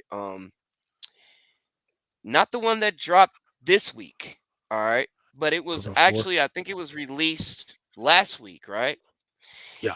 Did Hmm. you get a message about those being airs? Because I saw those same covers resolicited this week, I think it was, Yes. saying that the last ones were print airs. So people might want to Yes. hold on So to that last one, right? right. So there was pages missing, is what was happening. Um, so they allowed the retailers to order the new ones, and they were just going to send those out. But the problem is that it's not like there was a error to the cover or error to the inside stuff. It was just pages missing. So Eh, a devious person would just fucking rip the pages out like, oh yeah, this is a fucking error message. I wasn't expecting much on that one. Unless Yeah. unless they change the UPC code, um, that would make more sense if they if people were buying the shit out of it then. But otherwise, Yeah, I don't. just I just didn't even know, why it was resolicited. I was like, hold on, I just bought this shit. Why am I buying it again? So I mean, I think I grabbed the 1 in 25 again for the hell of it. I guess that one will be the complete one. So I don't know, dude. I'll put them bitches up as a set one day. Let's see if I can log in real quick. It has been some good books this week. Wolverine 49. I haven't read this latest issue, but the whole thing about it is his new suit. I think the new suit had its first appearance in 48. So, it's just a continue. We got one more issue after this, so I'm happily that's the last issue, so we can get into some new Wolverine shit coming up. Yeah, here we go. Here's the message from Penguin Random House. It says they've been notified of missing pages affecting all covers for Daredevil number 8. Um, at this time, the following UPCs for Daredevil number 8. Oh, so it's not just that cover A. So one, two, three, four, five, six, seven different freaking covers have been made returnable and can be reported with the affidavit returns window. Please place all other titles to the original cart. Blah blah blah. PRH doesn't require, and PRH didn't require you to submit proof of the printer defect. Covers are to be stripped, and PRH reserves the right to request proof of stripped covers. So, for instance, if you get caught fucking selling that shit, And they do track shit through fucking eBay. They do have the right to freaking call you up or send you an email like, hey man, freaking mind if you send us a photo of your strip fucking covers, and if you don't, then you'll just get freaking charged for that shit. So Yeah, it's a I dangerous game. saw it, so I just thought it was a good little thing, little tidbit to put people on. Probably, most people don't pay attention to that shit anyways, right? Yeah. Mike Syke says that he grabbed a couple copies of the Punchline Joker cover of Batman number 147 this week, and not the cover A. So I'm not sure which one that is, but Oh yeah, shout out to Mike Syke because that fucking cover is sick, and they sold out quite fast actually. Because in this Batman this week, you were supposed to have gotten a first appearance of a new Robin, an evil Robin that I really, guess is working alongside Failsafe, and I saw the panel. He looks fucking dope, fucking dope. So it's kind of a Robin week too, because you remember that Boy Wonder cover that we were looking at. I think it was last week or week before. So that dropped, and then this 147 dropped. So yeah, that cover is amazing. so I like this one as well. This one is a John Jiang cover for American Asian Pacific Month with Ghostmaker, Clown Hunter with Ghostmaker, and then yeah, you were talking about the new Sidekick. This one is the one at 50. So Yeah, that was extremely. so I don't know. So I don't know. I might have to see that's a tough one, man, because for the retailers, because retailing at $5.99, that's a Yeah. $150 book. So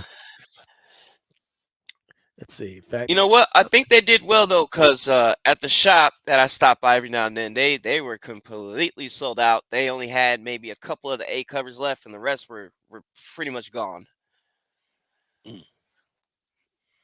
people buying the shit out of them. Let's see. Yeah.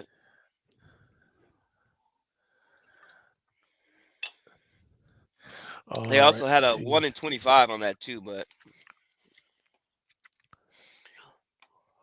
Well, let's see. I'm looking at. There's this one bid shipping in from Australia, $33. There's a buy it now for $89.99. A buy it now for $34.99. I'm gonna go ahead and put that in the cart real quick. I'm gonna read it first, make sure it's the right shit. Then I'm gonna fucking. Oh well, no, because there's a buy it now here for $22.40. There's a bid now for $10.50, and then there's a buy it now for $22.95 for $8.25 shipping. So,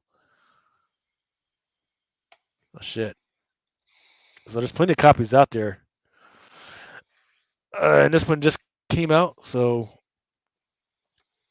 I guess I'll have to read and see what the fuck is actually happening in that fucking book. Okay, let's see. And then there's Amazing Spider-Man. We talked about Energized Universe.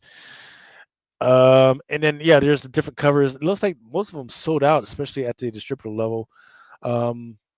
There's that one pig that was in there for the Energized Universe. I believe, if I'm not mistaken, I might be mistaken, but I'm thinking that that pig was from the Void Rivals thing. So it might be interesting that that's in there. Then you got the on the cover C. What's her name? Isn't that the Duchess or what the Baroness? Baroness, yeah. Yeah. So definitely definitely trying to pull those together. Cover D sold out, and then there's your cover E sold out as well. Also, news with Strange Academy Blood Hunt #1. The Darkhold manifesting as a little boy. That one sold out. And then Teenage Mutant Ninja Turtles. We talked about this a couple times on the show. All the freaking I thought the covers were absolutely fucking beautiful. I'm kicking myself now that I didn't freaking didn't order any for me, especially that 1 in 10 for myself. I guess I'll probably just have to wait till that freaking freaking slows down and people forget about this fucking book. Um, Yeah, if you need, that hey, if you need an extra, I got an extra one if you need it. Look, yeah, I picked up four of those 1 in 10s. really, jeez, Yes, sir. Yeah, you talking about the foil, right? It's yeah. a Is it foil. is it a foil? Yeah. It's foil. Wow. Yep. Okay. And you know what's crazy? They actually put the regular covers up. I want to say week before this week, right? But they did not put up that foil until this week. Really, Yes, jeez. sir. Fucking around with people's emotions on that shit. All right, let's see. Because what I'm wondering right now is, on the top 10, did any of this shit freaking pop up on their stuff? Probably not, because they do their tracking a little bit off from what I'm tracking. All right, so for the just comic books, just putting in freaking comic book freaking terms, um, free comic book day stuff. Shit, there's still a lot of good money to be made from being a Wednesday warrior, going to your local comic book shop, grabbing a freaking couple of copies, and then putting it on fucking eBay. Because think about it, if your retailer was giving it out for free, I was giving it out for free. I was selling shit out of motherfuckers. But going in there for free and then selling that for at least $4, then guess what? You probably made what at least $3 fucking profit. Those were in the freaking like hundreds, 120s, especially the Absolute Power #1, the Teenage Mutant Ninja Turtles, and right below that, then we actually see a new comic, and the which one is that? Is that the Amazing Spider-Man, Scotty Young, Big Marvel? But then right below that, you got the Marvel Voices free comic book day, followed by the Universe Spider-Man #1, then the free comic book day for Star Wars, and then we are actually then is the second time we get to see an actual comic that was coming out, which was that Blood Hunt. Um, yeah, Blood Hunt, Marvel Comics. Now, what the people have been asking me about this week is like, hey man, do you have any of the fucking red bands? I've got some red bands if you guys freaking need it. So don't freak out yet. Wait a couple weeks because I guarantee you people are going to forget about the fucking red band shit. Or let me know if you guys want to put together full sets because I think that's going to be a thing. I forget how many red bands are there because I know at least of three red bands It's or gonna the be whole four. unlimited red band, more red bands. Yeah. So that might be something you might want to do. Collect all the red bands. Don't forget that that Thor 1 in 25 was a fucking red band. That one was freaking pretty gnarly as well. But I it's not something that we haven't seen before. But I do like the execution so far, right? Um, Hmm. fucking Avengers just getting fucked up, turning into vampires, getting killed by fucking vampires. Even today, I just read the Amazing Spider-Man that was tied into the freaking Blood Hunt, but he's fucking around with White Rabbit, and she's about to fuck his shit up. That one was a fucking pretty fucking good read. So I actually like it. But it's kind of weird to have these vampire stories when it's not Halloween, but still, it's still pretty fucking good. I freaking like to read.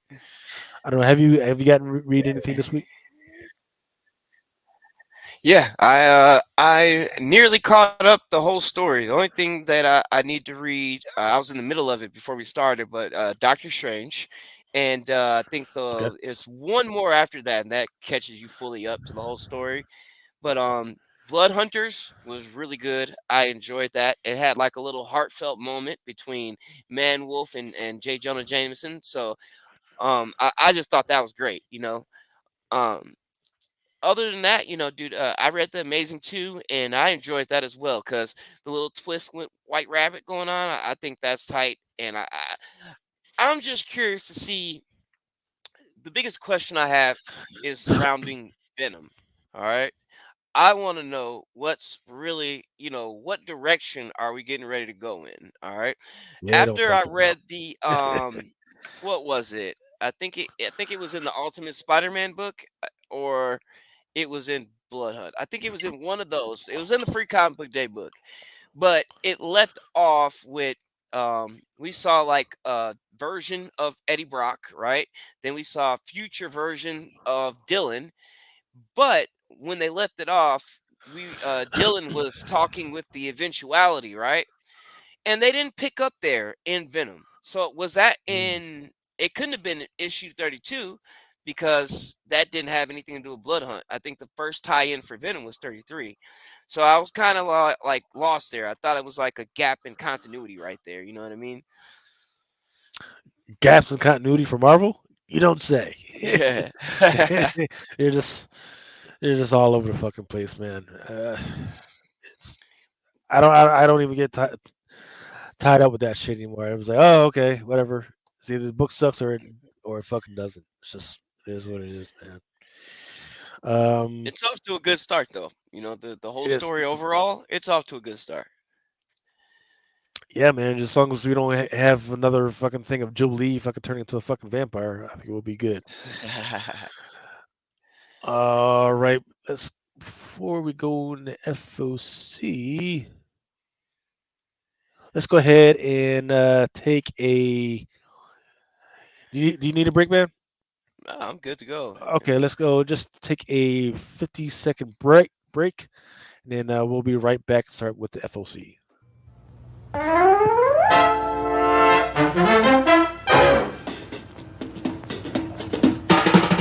Oh, the time is now, the time is here. Now's the time for a bite of cheer. A tasty light where the price is right. Well, look at here, you'll dig this sight. The moment's handy for a piece of candy. Just name your brand, they're all so grand. Hey, what do you think of a nice cool drink? Or a big box filled with a popcorn thrill? Let your taste buds meet with an ice cream treat. Refresh yourselves, it's time to eat.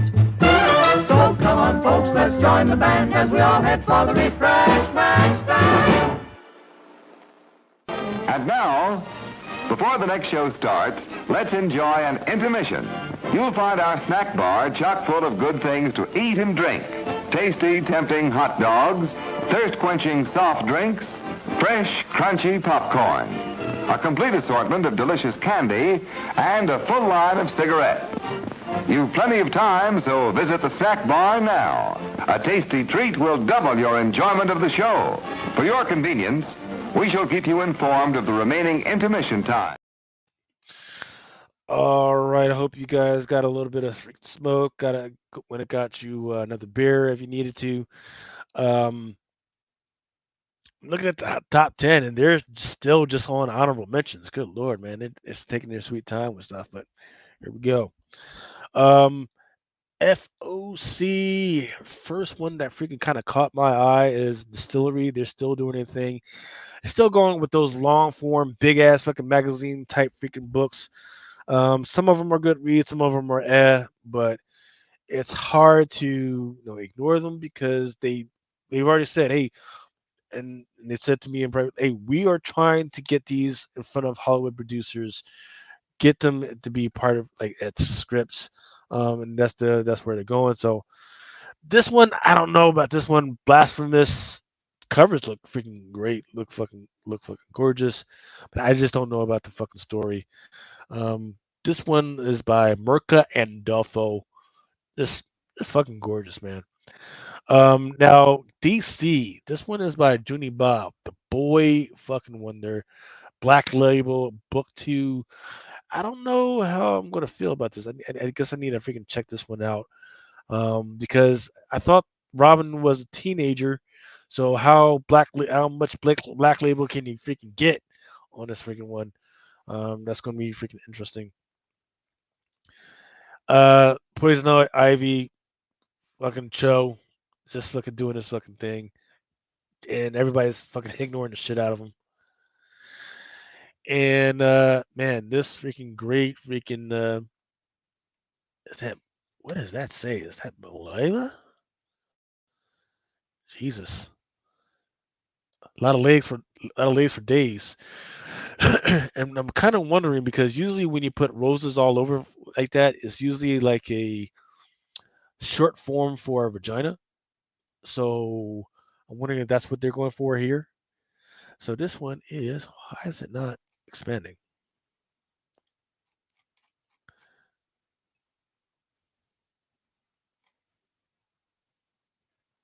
Uh-oh.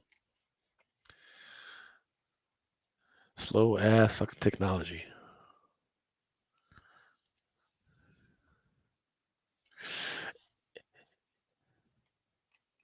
Well, anyways, let's keep it going because that shit's not going where I want to go. And then this one is great as freaking well.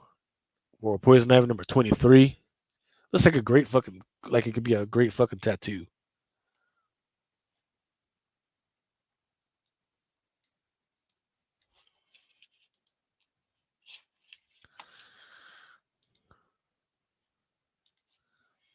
Uh-oh.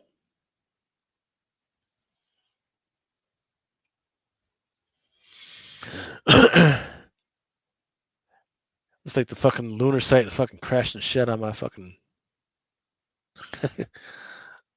on my fucking My Adventures with Superman issue number 1. I would have to freaking figure this shit out. Has the My Adventures with Superman been published before anywhere? I don't freaking know. Because they do have some different characters in there. Some of these characters are different races and all that other stuff. So this was almost making like a different universe, freaking Superman.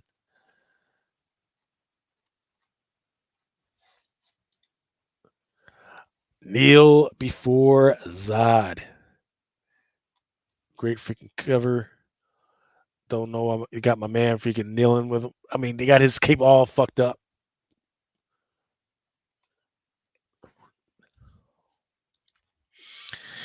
And then another great freaking Kneel Before Zod cover. And this is issue number 6. Don't know why he's got the Z tattooed or fucking. It's not just tattooed. It's fucking scarred on his fucking chest. By the man Lucio Perillo.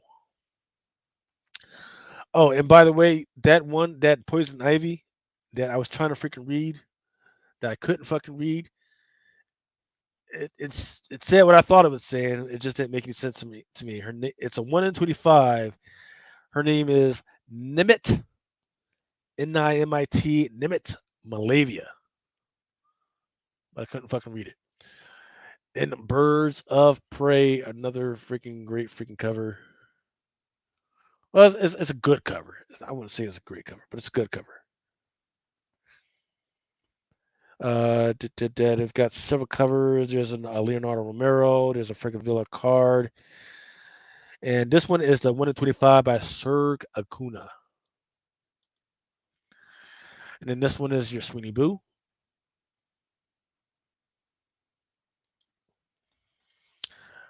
Batman 89 Echoes. Another great freaking Catwoman cover. This one is an open order. Cover B by Scott Forbes. It's going to be a cardstock. Yeah, dude, Scott Forbes has been killing shit lately. And I just got a chance to look it up. Remember that My Adventures of Superman you're talking about earlier, right? I Mm-hmm. just looked it up and that was an actual show, bro. They got seasons of that shit. Mm-hmm. But Yeah. back to the Scott Forbes dude, he's been killing shit. I mean, he has a few covers coming up, and I don't know why, but as of lately, he's been drawing women just fucking phenomenal. I mean, going back to that something killing the children, I like that. But Yeah. I mean, everything he's been dropping is just fucking immaculate these days, you know? And so, I mean, this is going to be the best leather girl in fucking leather with a fucking whip cover of the week, right? For those who like that shit, definitely freaking homage to those actual freaking S&M outfits that Blind Adam likes so much. Much respect to the brother. But it just captures great. It captures the fucking actual fucking boots and everything.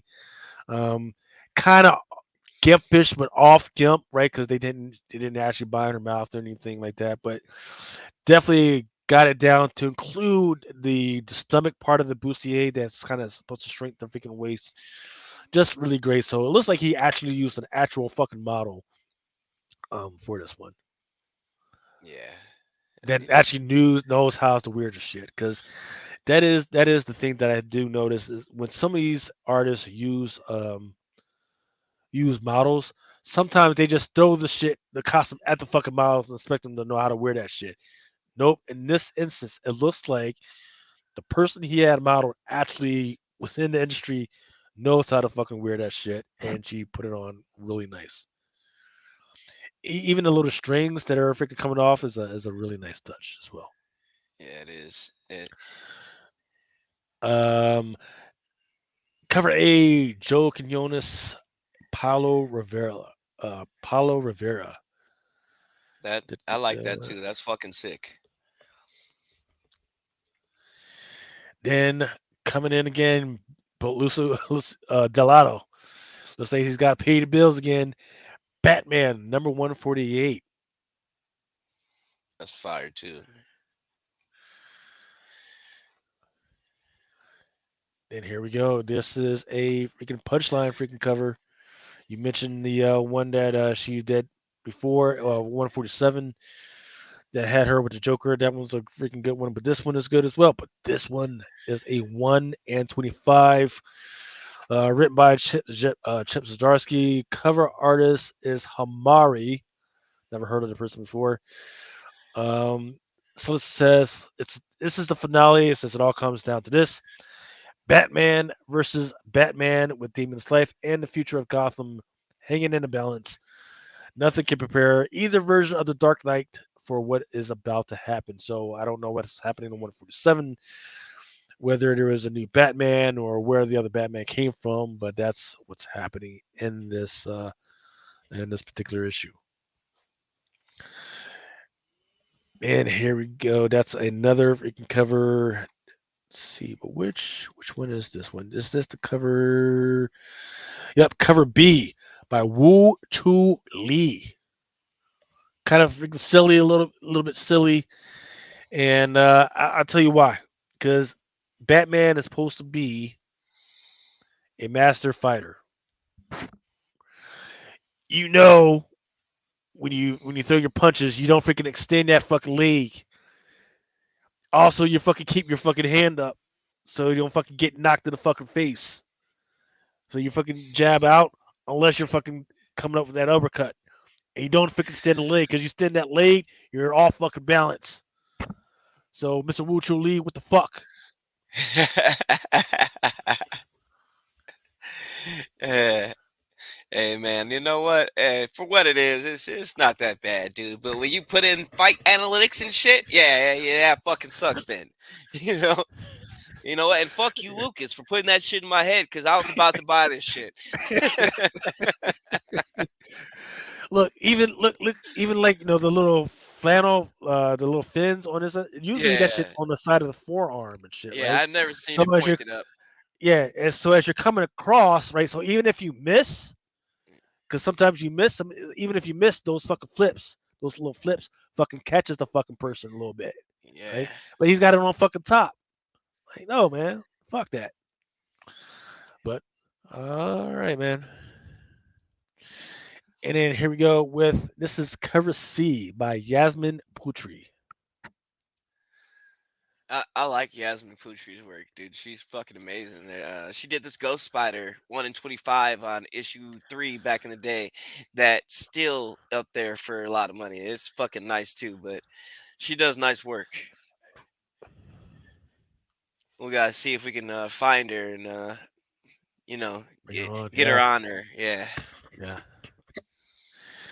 All right, this is Dark Horse Comics. I gotta freaking put them on every once in a while. This is issue number 3. This is probably going to be your best tentacle cover of the week. Monsters Are My Business, written by Cullen Bone, drawn by Patrick Piazzalunga and Bracco. it's got all types of weird shit going on because if you look very closely, there's a girl on here, and a girl, her tatas are teeth, or tatas have teeth. So a lot of weird shit going on here. She's a real eater. Shout out to Blind Adam. This is his shit.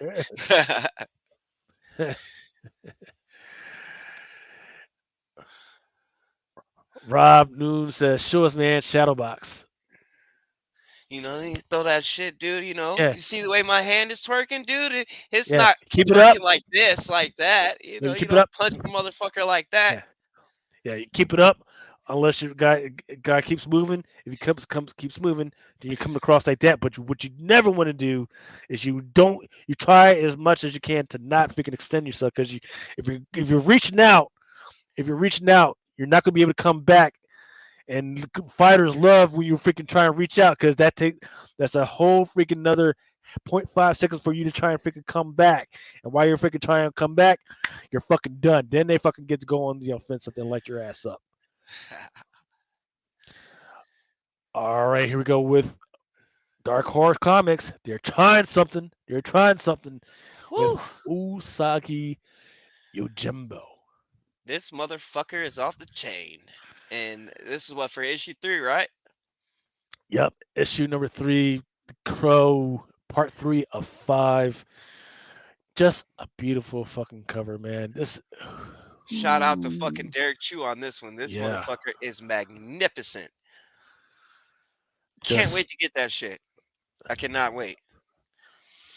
And we even got see, another banger for number 4 whenever we get to that shit. Because, it was just revealed this week. But when we get to number 4, that motherfucker is a banger too.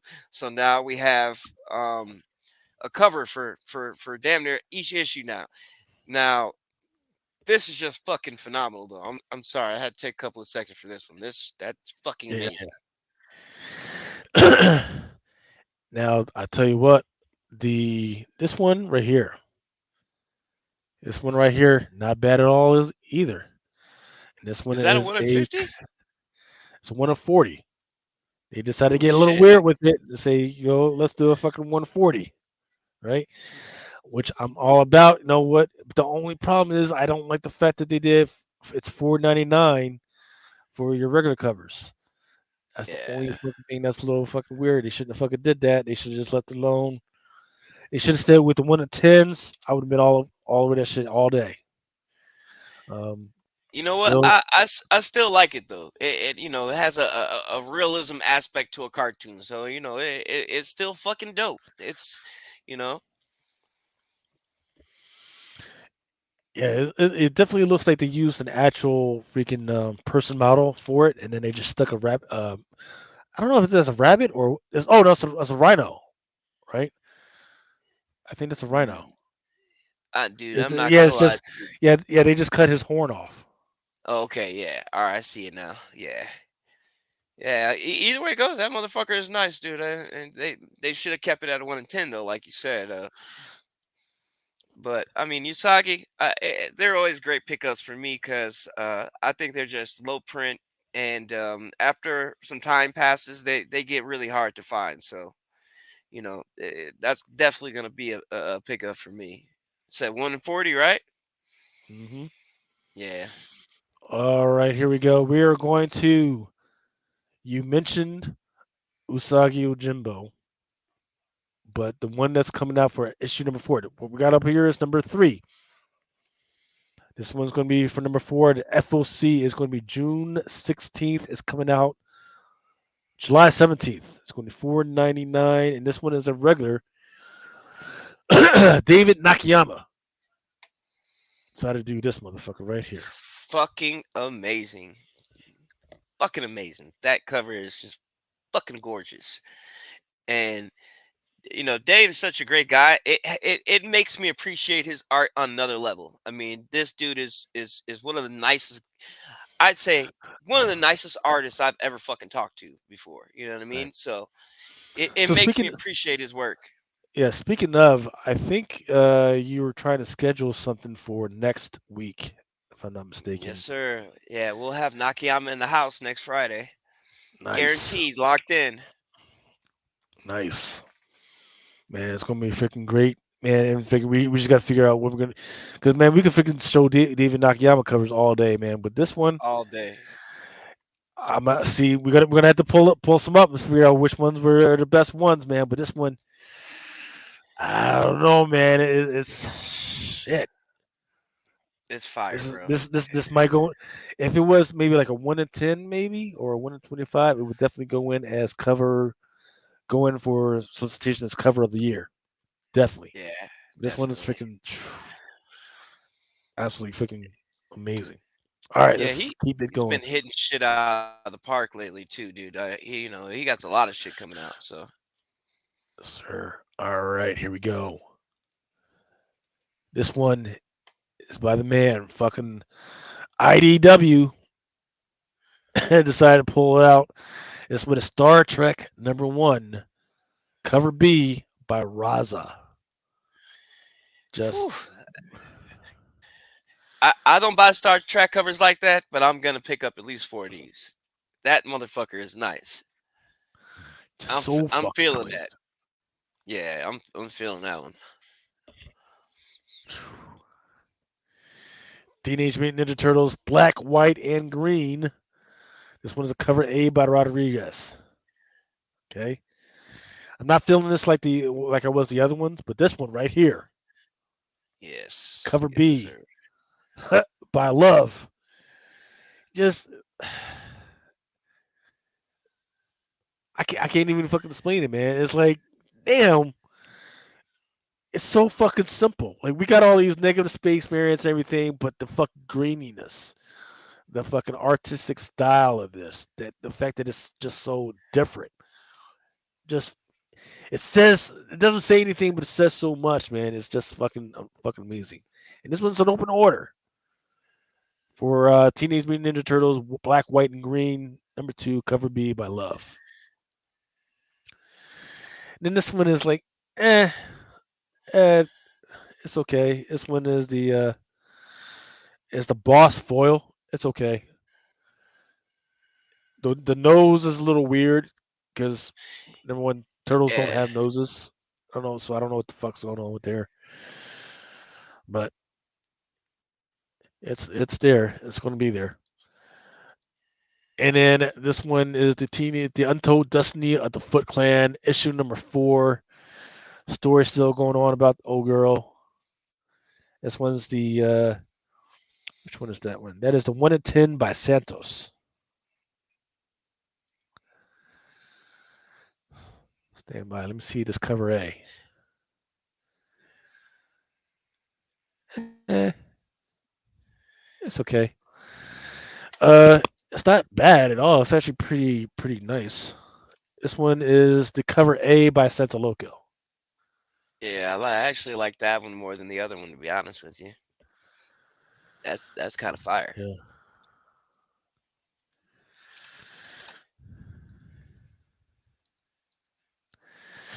I think I talked about this one last week. Bear Pirate Viking Queen, second print by Image, man. So once again, I told this motherfucker a year ago to fucking do this shit. And he told me to go fuck myself very politely. And here we are. Here we are. Now he's making shit with the fucking second print, man. So if there's anybody that I want to have on this fucking show, it's him. So I can fucking say, I told you fucking so, motherfucker. But I think somebody from Comic Crusaders had already fucking interviewed him like a while ago. So I'm gonna let it slide. I'm gonna wait till the shit gets scripted up. Then I'm gonna bring him on. Falling in Love on the Path to Hell.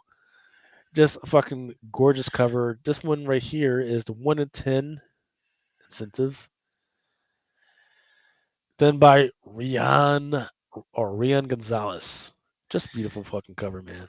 Yeah, it definitely is. It reminds me of her Excalibur cover she did, kind of in the face. Yeah. Uh huh. And she's on fire though, dude. I pick up everything she does.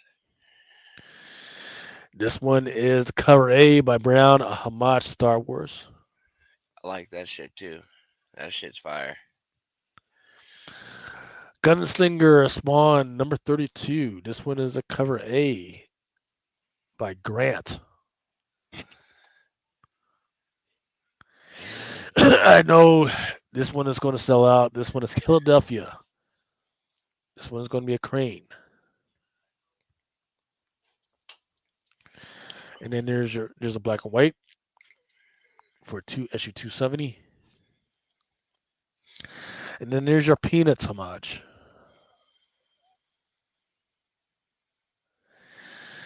Joe 4771 says, do a DNA Nakayama giveaway.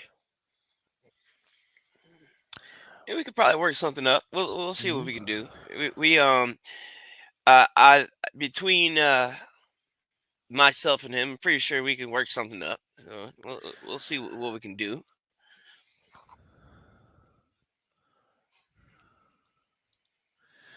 Here we go with Scarlet issue number 1. Some of the covers we still haven't seen yet. Yeah, we're still missing the Romero. Then there's a 1/100 spoiler, and then there's a Mac that still hasn't been revealed. A Howard black and white. Yeah, there's the Epting.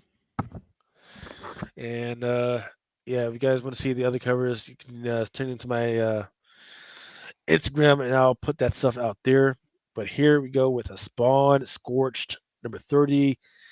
Cover Me by Glapian. It's nasty. Amazing Spider-Man Blood Hunt. Bjorn Barons. Why the fuck is Morbius getting fucked up? Fucking fire. I don't know. Maybe because he's living and they're not. You know, because he's the living vampire, so the dead ones, they fucking hate him. I guess. But I know that is fucking dope. I know that much. Yeah. I mean, dude just hit shit out the park. Of course, there's your big Marvel. And this one's for Avengers number 15. And for these big Marvels, Scotty Young, just remember that if it's black and white or a sketch or anything like that, just remember that it's a 1 of 50. But here's the one with the color. And I'm not going to show all the black and whites for this one. But here's your Avengers number 15, Jung Jung Yoon. There's Deadpool Hildebrandt. I can't wait for these. This one's pretty interesting. This one is a Deadpool. It looks like it's like a video game homage. This one's done by Matthew Waite. Yep, he does a lot of 8-bit variants, so yeah, it's definitely like a game homage.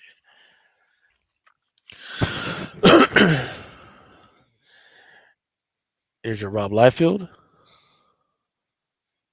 which is weird because I thought he quit. Did Rob Liefeld quit drawing or just writing, or did he just?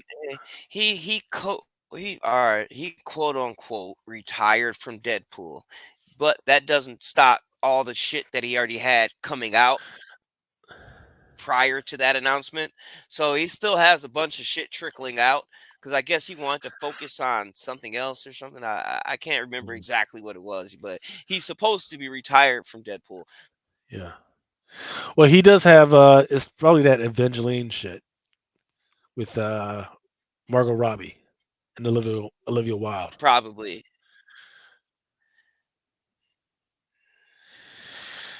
And I forget what the fuck this shit is.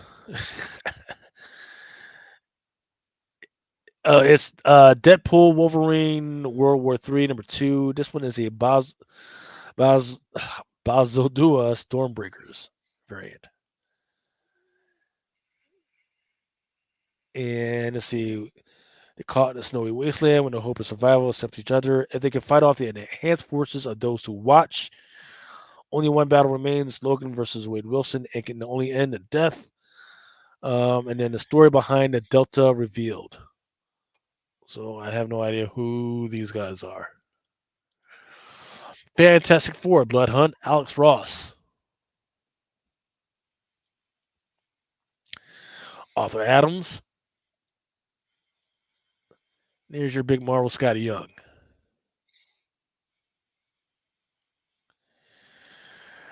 Giant size Daredevil.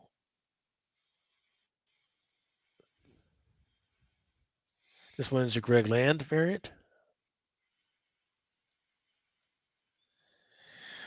Marvel Gods Greg Land. What the fuck is going on with all that cum? What the fuck is going on? How you been looking? How you been liking Gods so far? Gods is fucking amazing. I think it's actually the most slept on story that is out right now. And I think that once these characters go into play a little bit harder, everybody's going to run back for the Hellfire Gala that we got, Hmm. the most recent one. They're going to be running for that second print because that was, I believe, all their first cover appearances on that Hellfire Gala second print. And then going forward, this is going to be the last issue. I think it ends at 8. So whatever um, little seeds that Hickman has already planted through the previous issues, I think we're going to get one last cliffhanger, and then we'll start to see these characters pop up in different places. So Yeah. Wasn't their first appearance on the Free Comic Book Day as well?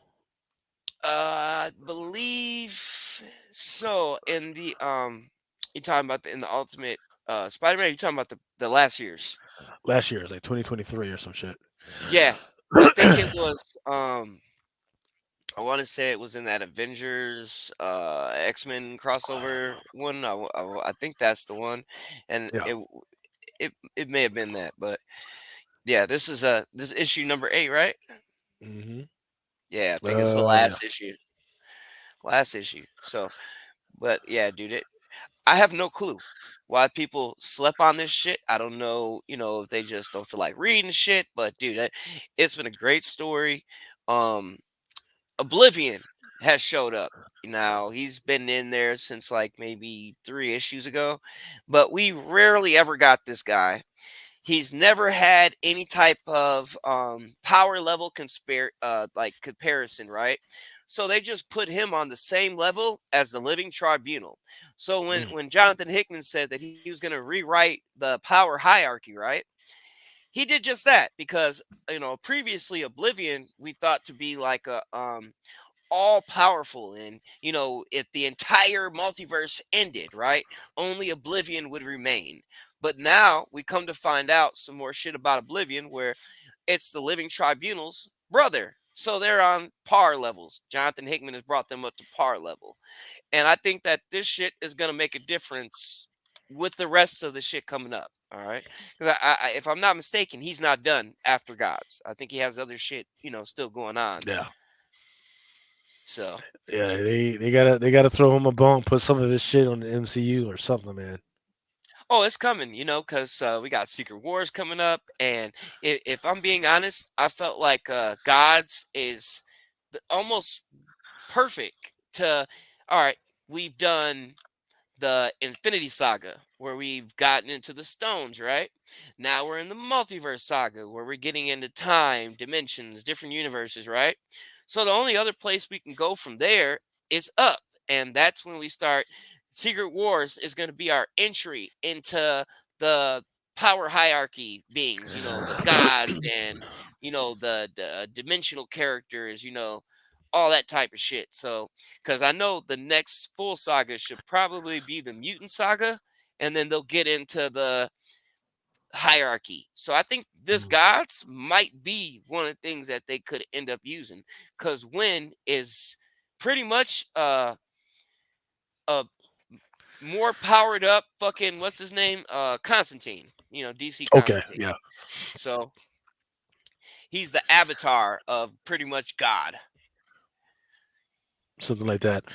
I forget what his name. And I thought was what very interesting was in that last one of the last issues where his assistant they kind of laid out what his story was. Is that he was an Yeah. orphan and his parents were astronauts, and then one day they just disappeared in the fucking space.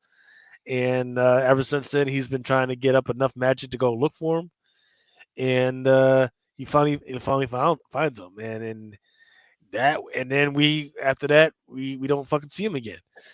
So that seemed like that should have been in one of the beginning issues, man. That would have been really interesting to Yeah. fucking figure that shit out.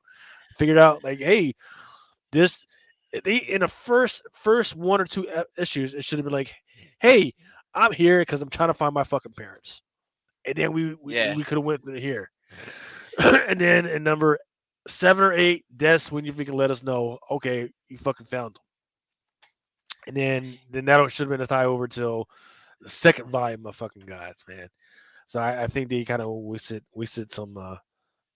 No, you know some what? opportunities with Because that one. they did leave it at a cliffhanger, right? Because he fucking disappeared, and the whole thing about it when he brought his mom back, she told him like, "Hey, your fucking dad is still out there, right?" That's why he disappeared. So I think it's gonna be some type of twist where we find out his dad turned into a fucking cosmic entity or some shit, you know? It's going to be interesting, and once again, it's very unfortunate that people just aren't fucking reading it. Um, you know, I mean, hell, if you don't it want to feels read like it, check it out on fucking Comics Explained, dude. Rob breaks that shit down, magnificently. yeah, If you don't feel like reading it, take you what 30 minutes. You catch up on the entire series. yeah.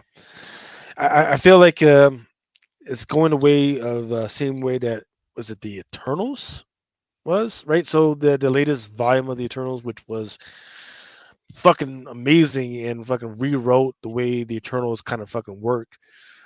Especially with the way that, hey, every time they come back, they got to drain uh, humans, or they got to kill off one human to bring them back. I thought that was fucking amazing, and nobody cared about that shit because nobody was fucking reading at all. Yeah. We were all fucking chasing covers for no fucking reason. But I don't know, man. Well, hey, you got to All right. remember too, though, Lucas. I think that with the MCU, we were talking about how they could possibly twist this shit in there.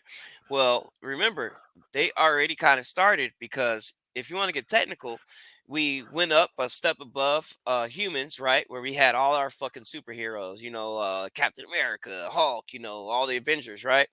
Then we took another step up. Then we got the Eternals, right? Then in that very same movie, we got another step up, being the Celestial, Ariashim the Judge, right? So Mhm. now in Fantastic Four, Quinky Dink, we're getting Galactus. So it looks like they're introducing the big cosmic entities one by one. And I think by the time they work all this shit up, we'll get some type of representation of the one below all or Well, one above all. yeah. So the problem is they don't know. They absolutely do not know how to fucking do it because they try to do it in Love Thor, Thor, God of Love and That Thunder and shit, Yeah, Love and and Thunder, because that was Infinity and what's his name, Eternity. Yeah, Eternity and Infinity, right? yeah. And they're children of the one above all, so they just fucked it up because they did all that other bullshit first, and then they got us to that one. If they were going to do that, they probably should have just made it into a freaking TV series and then take your fucking time. How the fuck are we finding out about Jane's fucking cancer in a fucking movie, and then it's kind of brushed off? Oh, I have cancer, but it's not a fucking big thing. Yeah, bitch, it is. It's kind of a big fucking thing. Um, it should have been a whole fucking TV series where we struggle and we see her struggle to do that and make those big decisions in between going to save somebody or actually killing herself because the chemo is not taken well. They didn't do that at all. It was like, okay, boom, here we go. Oh, here's gore in one episode, and oh yeah, we're back in Snellenheim with Thor. Oh yeah, here's fucking Jane. Oh shit, now over here we're in fucking negative zone space and shit, man. And oh, by the way, here's Infinity and Eternity. They did too fucking much, man. In a movie, it was That I felt like that was Taika Waititi that really rush job that shit and fucked it up. Because when I talked to Jason Aaron, I said, "Hey, dude, did they take you out? Did they did Taika Waititi bring you on set to narrate your story or what? And he was like, we chatted about it, but it wasn't like that. They brought him out to the set, but Taika Waititi didn't stick to his original material like that, right? So, Jason Aaron was just telling me like, hey, dude, they just really didn't correlate with him on how those characters were supposed to be really represented, right? So you had Taika Waititi pushing a bunch of shit in the film and rushing a bunch of shit, which is why they took his ass off of the next one. So the next Thor is supposed to be a serious Thor movie now. All right. So above all else, I'll give him a couple of things, okay? Number one, I enjoyed when they went and fucked with Zeus, all right? And you had all the different god pantheons sitting around, right? I enjoyed that scene because I mean I went through that scene and combed it for as many of the pantheons as I could find, and they did put a lot of good shit in that part. Now, since we got the gods, right, we can only go up from there. So when they gave us the eternity wishing well, I felt like that was just a nod to the fact that they are going to bring in bigger cosmic entities because after getting the celestials they can't just leave it there and be like, all right, well, these are the most powerful motherfuckers in the universe, you know what I Yeah. mean? So So shout out to Awesome Sauce Radio, Blind Adam. He says, saying what's up. He he's not going to be on with us this week. He says he'll be back on next week. Not feeling well tonight. Love you guys. Say, hey man, freaking look, Adam, man. If you just start wearing the love glove, then you wouldn't need so many fucking, so many vaccines and fucking, and antiseptics and all that shit, man. I'm just saying, man. I'm just saying. Feeling sick all the damn time, man. Don't maybe don't let the girl blow you and then blow in a girl fucking eye and kiss you. There's just steps. I'm saying, dude, just the steps. But yeah, man, absolutely freaking agree on all that, man. So that I think that's so everything you're saying, I think, can absolutely freaking agree with, which may be why people stop fucking reading, right? Because why even fucking read the fucking books if I know that at some point they're going to take that material and put it in the MCU? Probably will put it in the MCU, but it won't be represented correctly. So people fucking stop reading it, especially because remember it used to be a big thing that right before a movie would come out about your favorite hero, you would go and read like everything about that fucking character. Now you can't fucking do it because if you do that, you're gonna go to the theater and you're gonna be upset because it's not gonna be the same fucking guy. you're gonna be expecting shit, and then they haven't been giving it to us lately. So they've been trying to twist all the material up to make a good fucking film, and they're not I feel like they're not paying enough dividends to the original material. And that's No. one of the things that me and Jason Aaron talked about when I was at the LA Comic Con. Because that was, that's one of the biggest questions on my mind is when they're using, the material from these people. Like, give you example, we're coming up to Secret Wars, right? Now they said that it's supposed to be the 1984 run and Jonathan Hickman's run. All right. So Yeah. they're supposed to be mixing the material up, right? Now, hey, most people, if you're like me, all you want to see is God Emperor motherfucking Doom. And if they do that, I'll give them a pass, all right? Because we need fucking Doom, man. We need Yeah. real Doom, not fucking Michael B. Jordan fucking Doom, all right? And not that other fucking Doom from the other Fantastic Four movies. No, we don't need that. Even though, now that I say that, be on the lookout in Deadpool Wolverine, because we might fuck around and see the Doom from the Fox universe. You know, Mm. and the only reason why I say that is because if you remember in the first fucking trailer that they released, there was a guy in the void or in that fucking planet, right? The trash planet. And he was standing on that machine and he had that big ass satellite dish that came out on the side of him. But he had on a green cloak and a fucking metal face mask. And I was just like, what? Fucking Doom. But because of the fact that we already know that the guy that played the Thing in the original two Fantastic Four films for Fox, Hmm. he was caught on set. All right. So take Mm. from that what you will, but we know he's going to be in the film. And we also know that Chris Evans has just signed another contract. Um, I know for sure that the contract aimed at him being in Secret Wars, but you never know. He could fuck around and pop up as a Human Torch again. So who knows?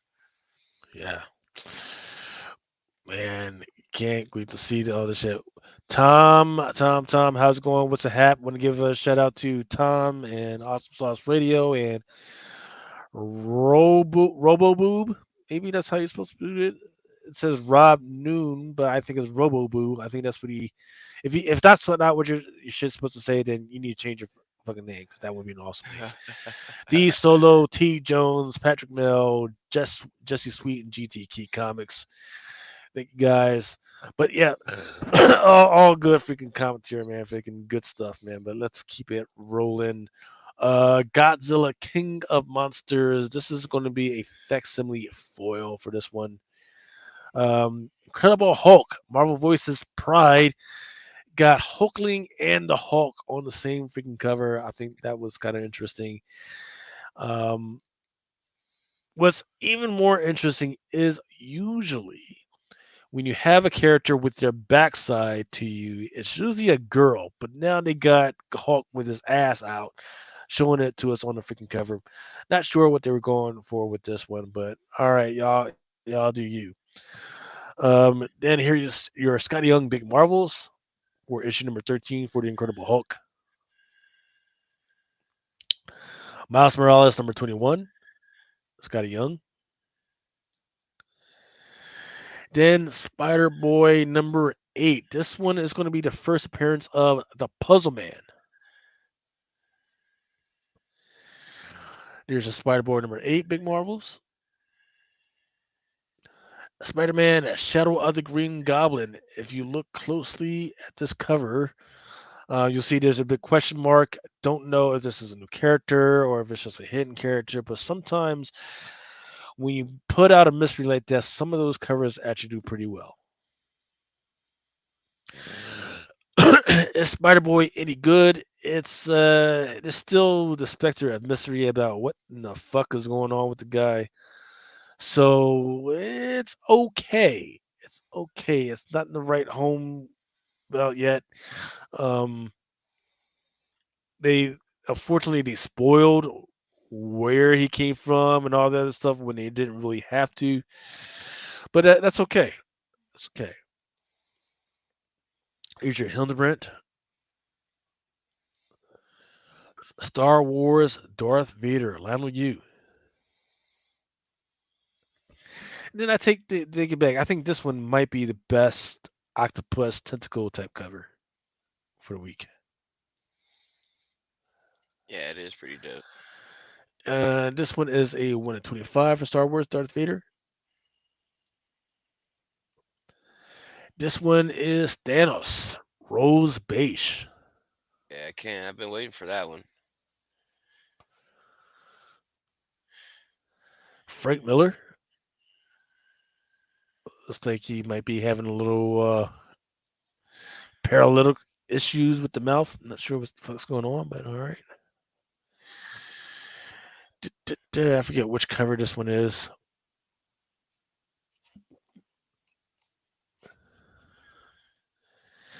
This one is your Scotty Young Big Marvels. Oops. Then there's your Ultimate Spider-Man 6th print, which is on FOC this week. So what do we think? We think this one is definitely going to sell out? Hell yeah. It comes out? Definitely. Everybody wants that. I mean, I haven't had anybody that said they weren't getting it. Everybody that has seen this cover so far want it. Like I said, we were waiting on that since that Panini drop. Mm-hmm. Is Rampage. And here we go with the Ultimate X-Men. Oh yeah, and that's a looks like it'll be a first cover too for the girl in the blue. I don't Yeah. remember seeing her on that Momoko that comes out or goes up next week, right? Mhm. I don't remember seeing it. I don't think she was one of the three, was she? Because I thought the girl in the middle was purple. Then you had the one with the bunny ears, and then you had the other one. So I think that's going to be a first cover appearance too. I guess we'll have to check it out, find out. Unless she's in the book. But yeah, you said cover appearance, probably. Yeah. Let's see. Actually, do they have? So there's that one. Let me see. Hisako and Maze Claimant. No, it's Nico. That's Nico Minoru. So it's for the Ultimate Universe. This is going to be her first, but that's just Nico. Yeah. And then there's your Peach Momoko. There is your Megan Wetrick or Megan Hetrick Ultimate Special. I like this one. Here's your Yeah. Peach That's right. Momoko 1 and 10.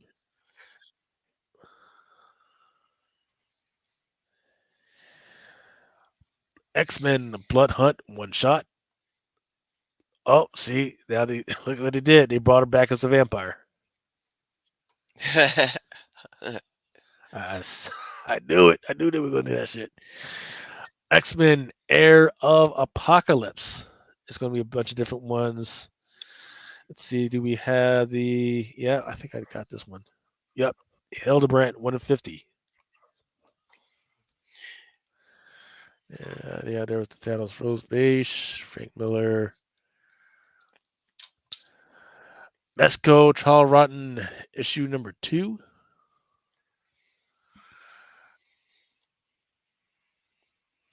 I forget which one this one is.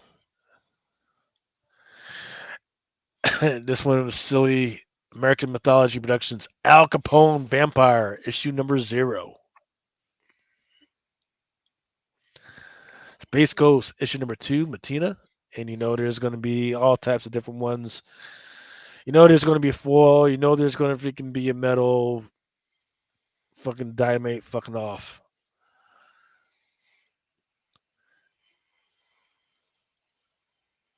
Ooh, Vampirella Dark. So let me find this one. I didn't want to pull this one up because I was at work when I was doing this shit, and you know how Vampirella covers are, man. Yeah. That's the one I asked you about last week. That's exactly the Frizzen. I was like, hey, did you see that Vampirilla last week? That's what I was talking about. It's fucking gorgeous, man. Fucking amazing. She's been really hitting shit out of the park. All right, but now she's going to battle against Lucio Perillo. Ooh. Both of those were open order, but so there is that. I'm looking at the that Frizzen. There is a medal for that one. That's usually $100. I might get that one.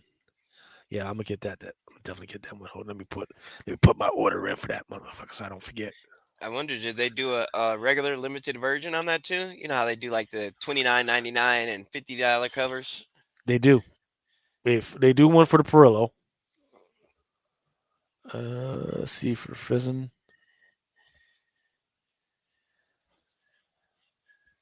Uh, no, there's 1 in 10 for the Frizzen. Yeah, so There's a hopefully 1 in that'll be the 20. version. Yeah, there's a 1 in 20 for the Frizzen.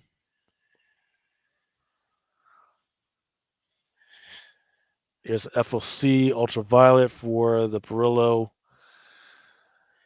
Yeah, so there looks like there's only the regular open order for the Frizzen and then like Centas for the Frizzens. Oh wait.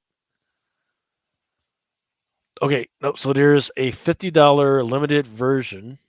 Yeah, that's the one right there. Yeah, Only quantity. because I try to get on those because when I post the books, right? Those fucking foils, dude, are a son of a bitch to actually take a picture of. So I try to get those virgins because it's easier for people to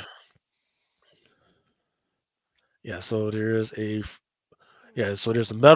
metal premium, which is $100, and there's a Frozen limited version, but it doesn't say anything about a foil for it. Now there's foils for the Perillo, which is $29.99, and there's a metal. No, that's just the Perillo. So I guess I'll fuck around and go ahead and do the foil. Hey, chat, Here, which one you guys looking at? You guys want the Perillo or the Frizzen or both? And I'm a fan of both, so I think I'm gonna aim for both of them. But I think if I had a choice, I'd say that Frizzen is just amazing. So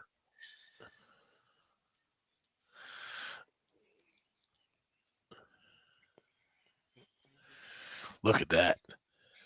Look at yeah, that. fucking Shit. amazing.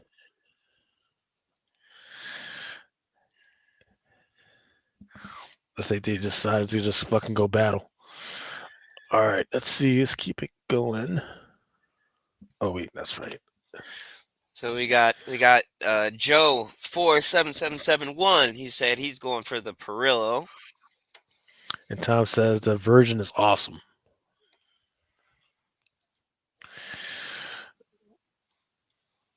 All right, here we go with Wesley Snipes is the exiled.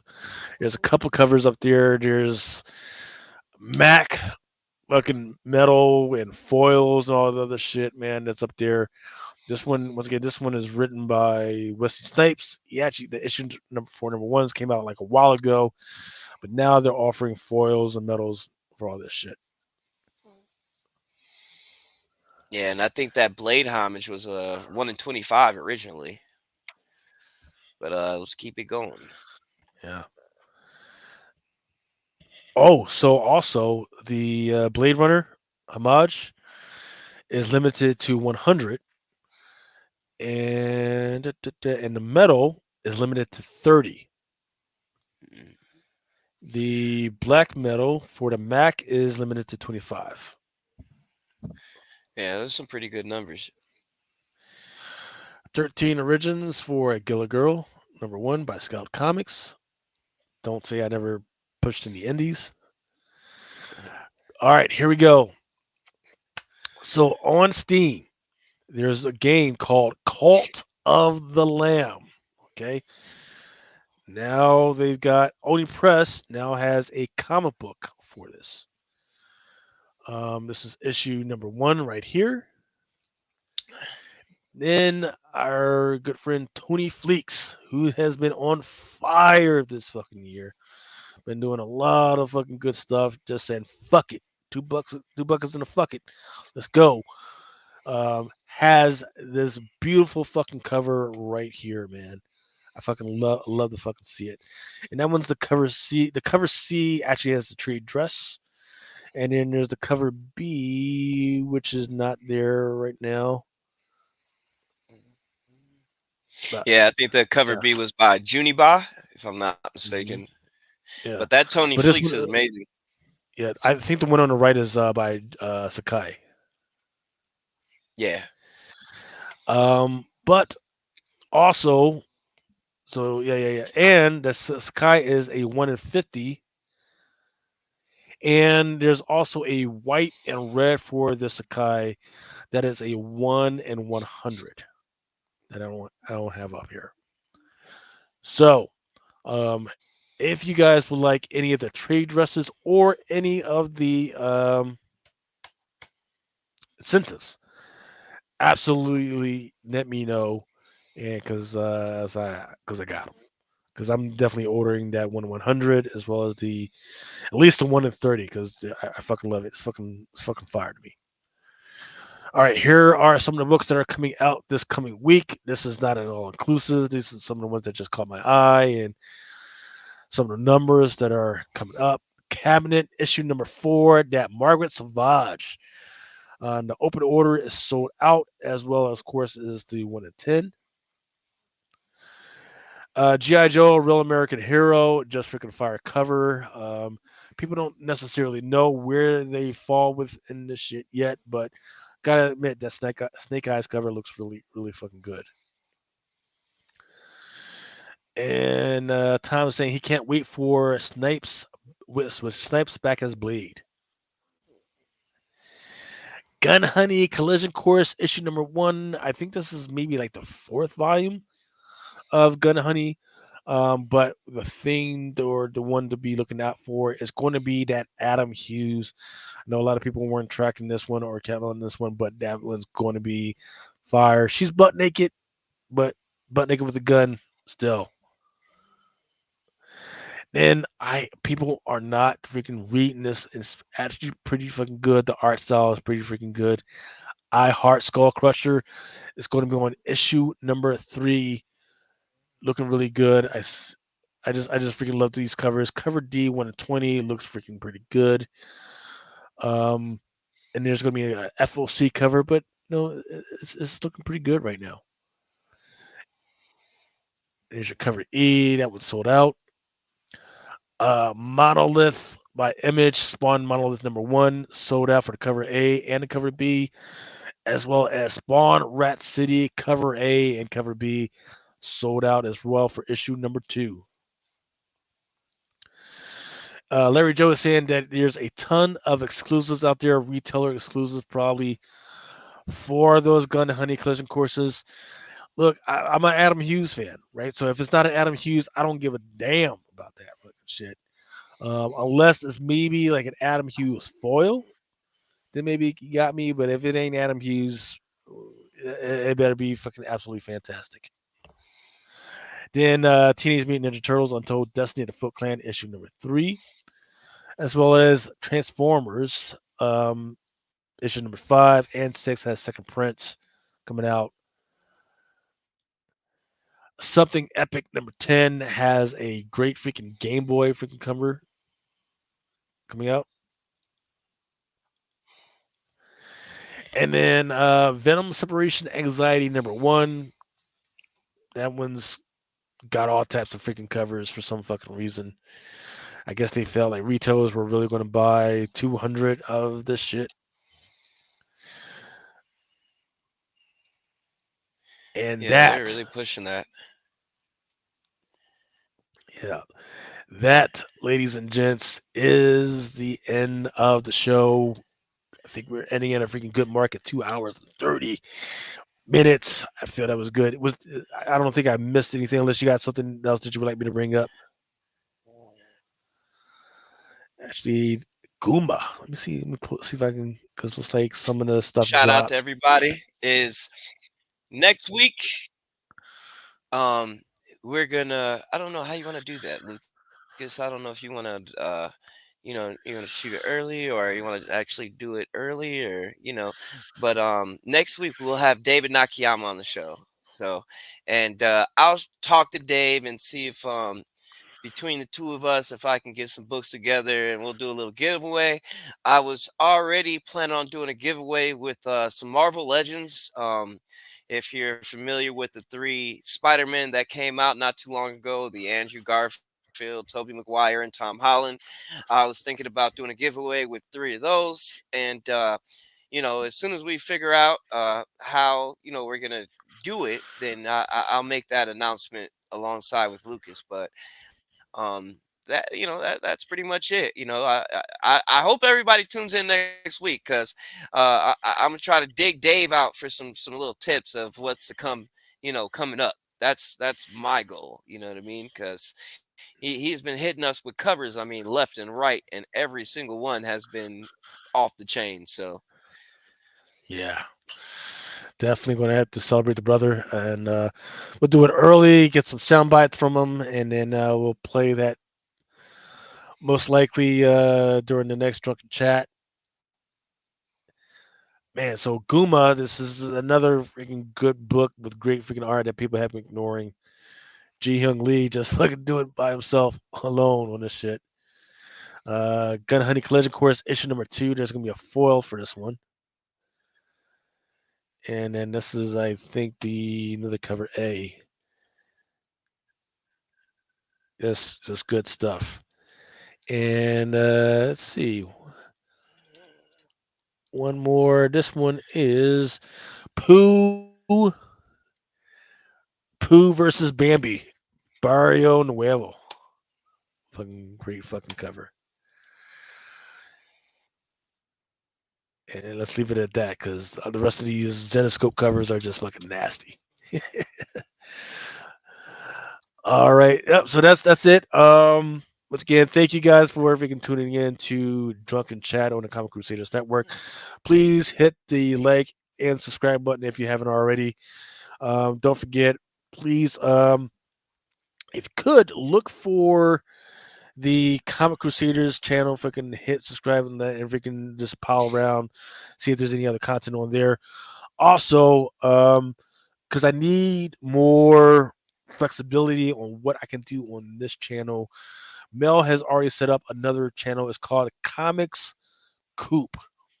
Comics Coop, which is where he eventually wants to push stuff. So if you could go over there, subscribe to there, so I can actually start pushing the content on there as well. Then we actually might make the full jump on it because there's all types of stuff that I need to do that I just can't do on here unless I'm on the Comic Crusaders channel. But yeah, once again, thank you guys for freaking tuning in. It's been freaking great. And don't forget, man, we got a freaking bunch of new stuff that's coming out, including David Nakayama. I think Dennis Barger freaking wanted to freaking stop by and hit y'all up with some freaking great specs as well.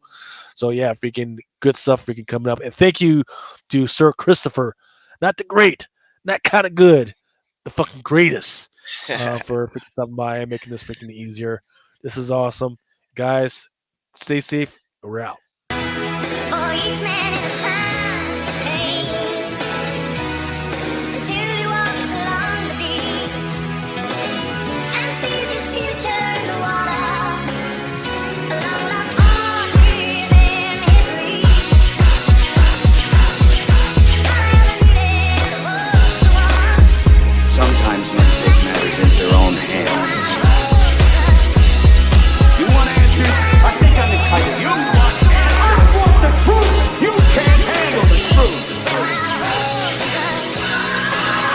As you guys know, it is Drunken Chat, son.